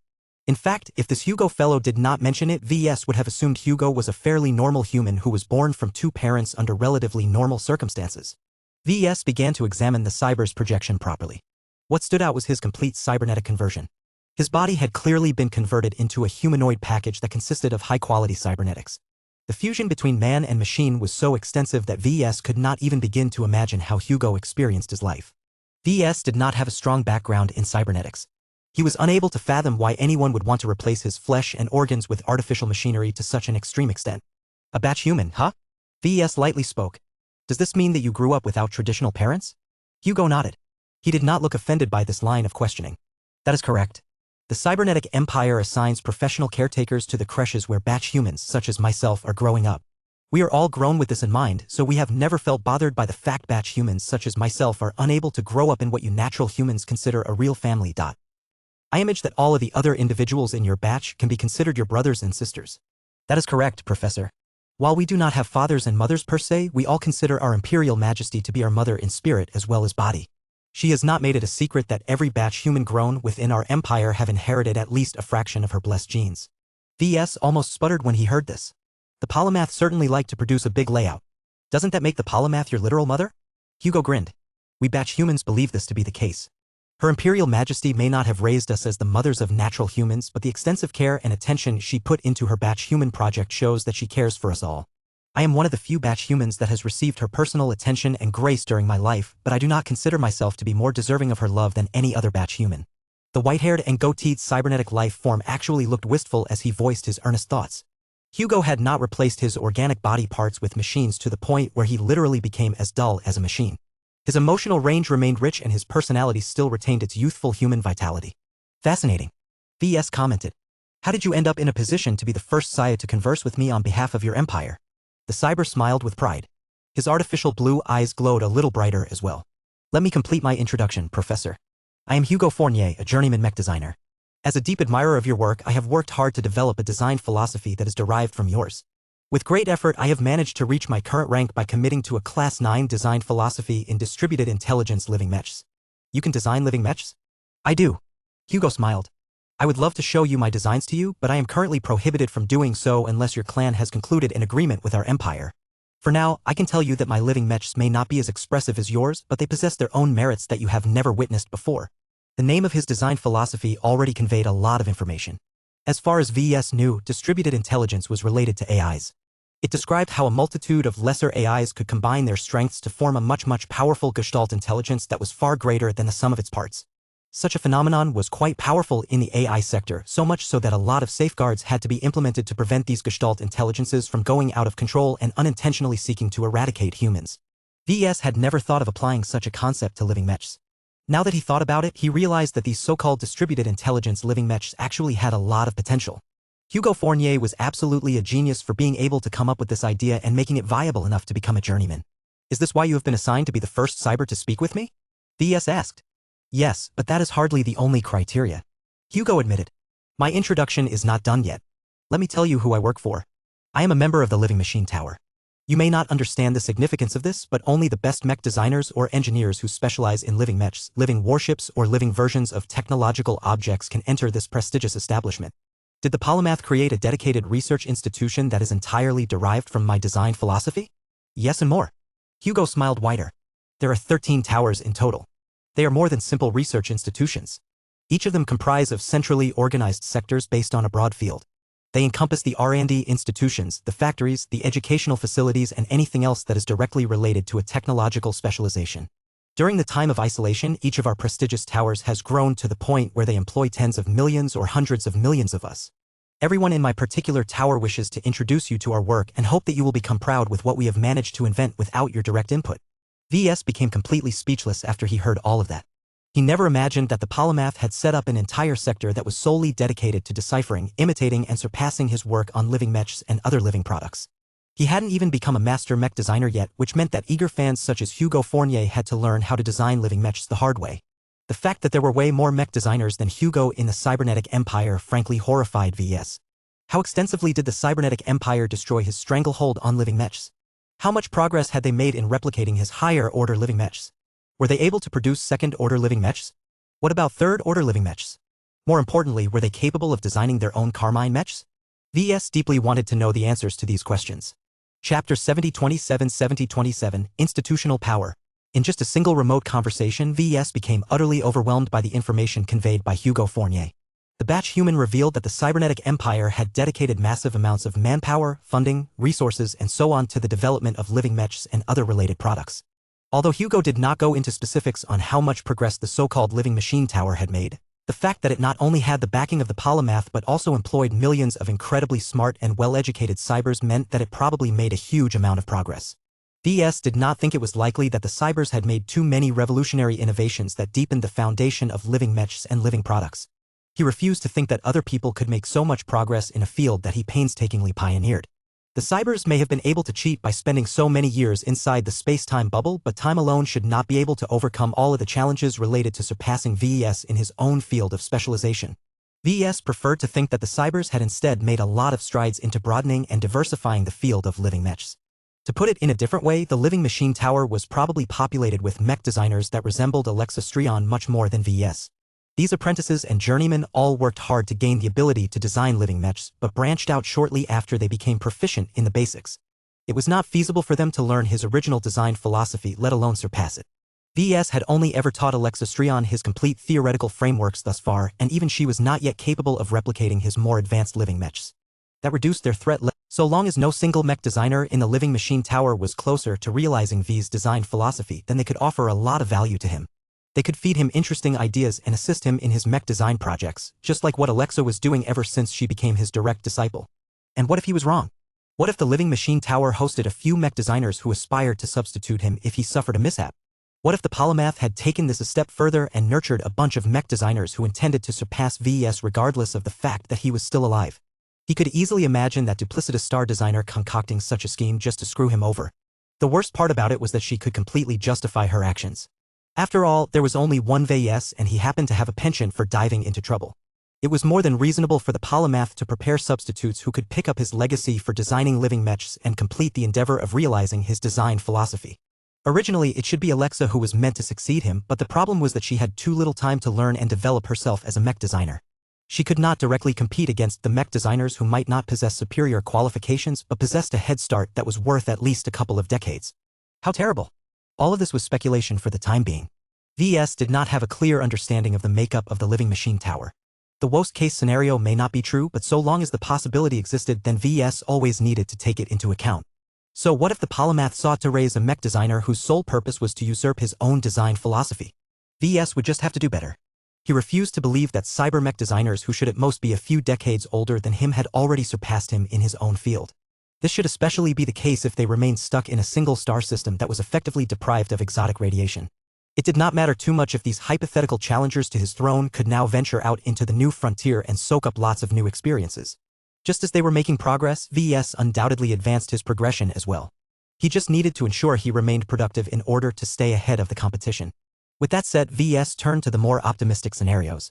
When he realized the enormous implications of the cybers setting up an entire sector with lots of infrastructure that was solely dedicated to living products. He understood the powerful benefits of this institutionalization of specialized knowledge. These cyber-mech designers had the potential to fulfill a lot of unmet demand. They could also design a huge variety of living mechs with features that he had never conceived of in his mind. VS would not have to wait until he realized his design philosophy for one of his ambitions to come true. If living mechs became ubiquitous across the mech market, then that would bring him great joy. As far as this goal was concerned, VS did not care too much if he or other mech designers contributed the most to its fulfillment. If the mech market lowered its resistance to the concept of living mechs, then VS would be able to sell his products to a much wider audience than before. He could even collaborate with the cyber mech designers to develop products that could address many more needs than what he could manage by himself.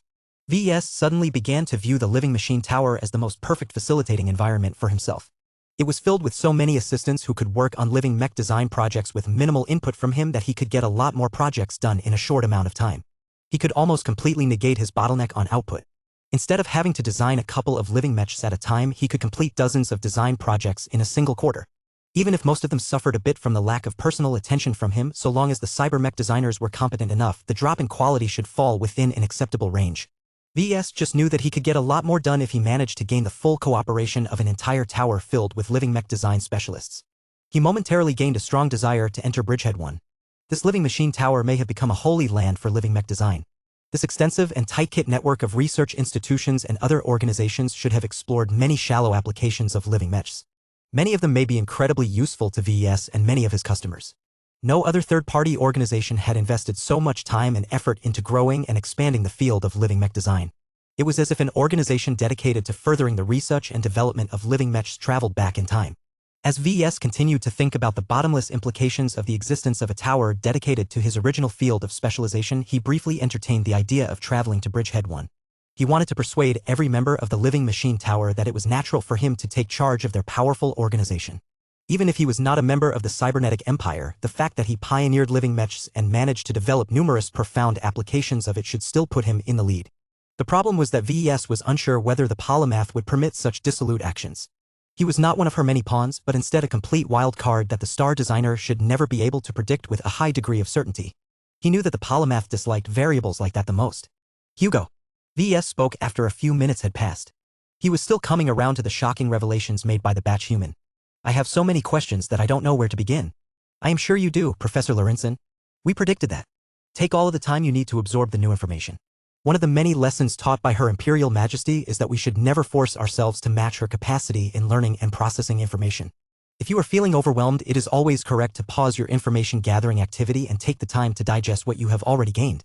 That sounded exactly like what the polymath would say to a population of humans that she intended to brainwash into her loyal subjects. I can take it, Hugo. I have endured worse shocks and revelations in the past. Let me begin by asking a simple question. What do the members of the Living Machine Tower think about me? Do they adore me? Do they think I just got lucky by exploring a field that had remained untouched by other mech designers? The cybernetic batch human shook his head. You are the origin and the first pioneer of living mech design. None of us dispute your accomplishments. Each of us respect you for your many contributions in the field of mech design. We are all latecomers who have taken advantage of your hard work. Many of us possess an affinity for the life attribute, but if you had not worked so hard to turn that into a useful advantage in the mech industry, then none of us would have been able to realize our own potential as mech designers. None of us is ignorant of this, so we deeply honor you and your contributions. Even Her Imperial Majesty has made comments about how you are one of the few mech designers who successfully expanded upon the fundamental requirements of mechs. VS did not like the polymath, but that did not mean he despised her competence. He genuinely felt pleased that a star designer spoke highly of his work. It sounds like the Living Machine Tower is a great place for me to pay a visit. We may offer you an opportunity to visit Bridgehead 1. Hugo said. Giving you permanent residency is also an option. Our Living Machine Tower would definitely welcome your presence, but the situation is more complicated than that. There are 12 more towers that are dedicated to other important sectors. They can hinder your entry into our core. The cybernetic empire is also currently closed to foreign visitors in general. You may have to wait until we are ready to accept visitors from the rest of the Red Ocean. I see. Well, there is no hurry. I still have a lot of stuff to do in the new frontier. VS was not ready to visit the Living Machine Tower and come face to face with all of the mech designers that had followed his footsteps. He also felt it was a bit counterproductive to take advantage of all of the potential convenience offered by this tower. He did not forget that he was a mech designer who thrived in adversity.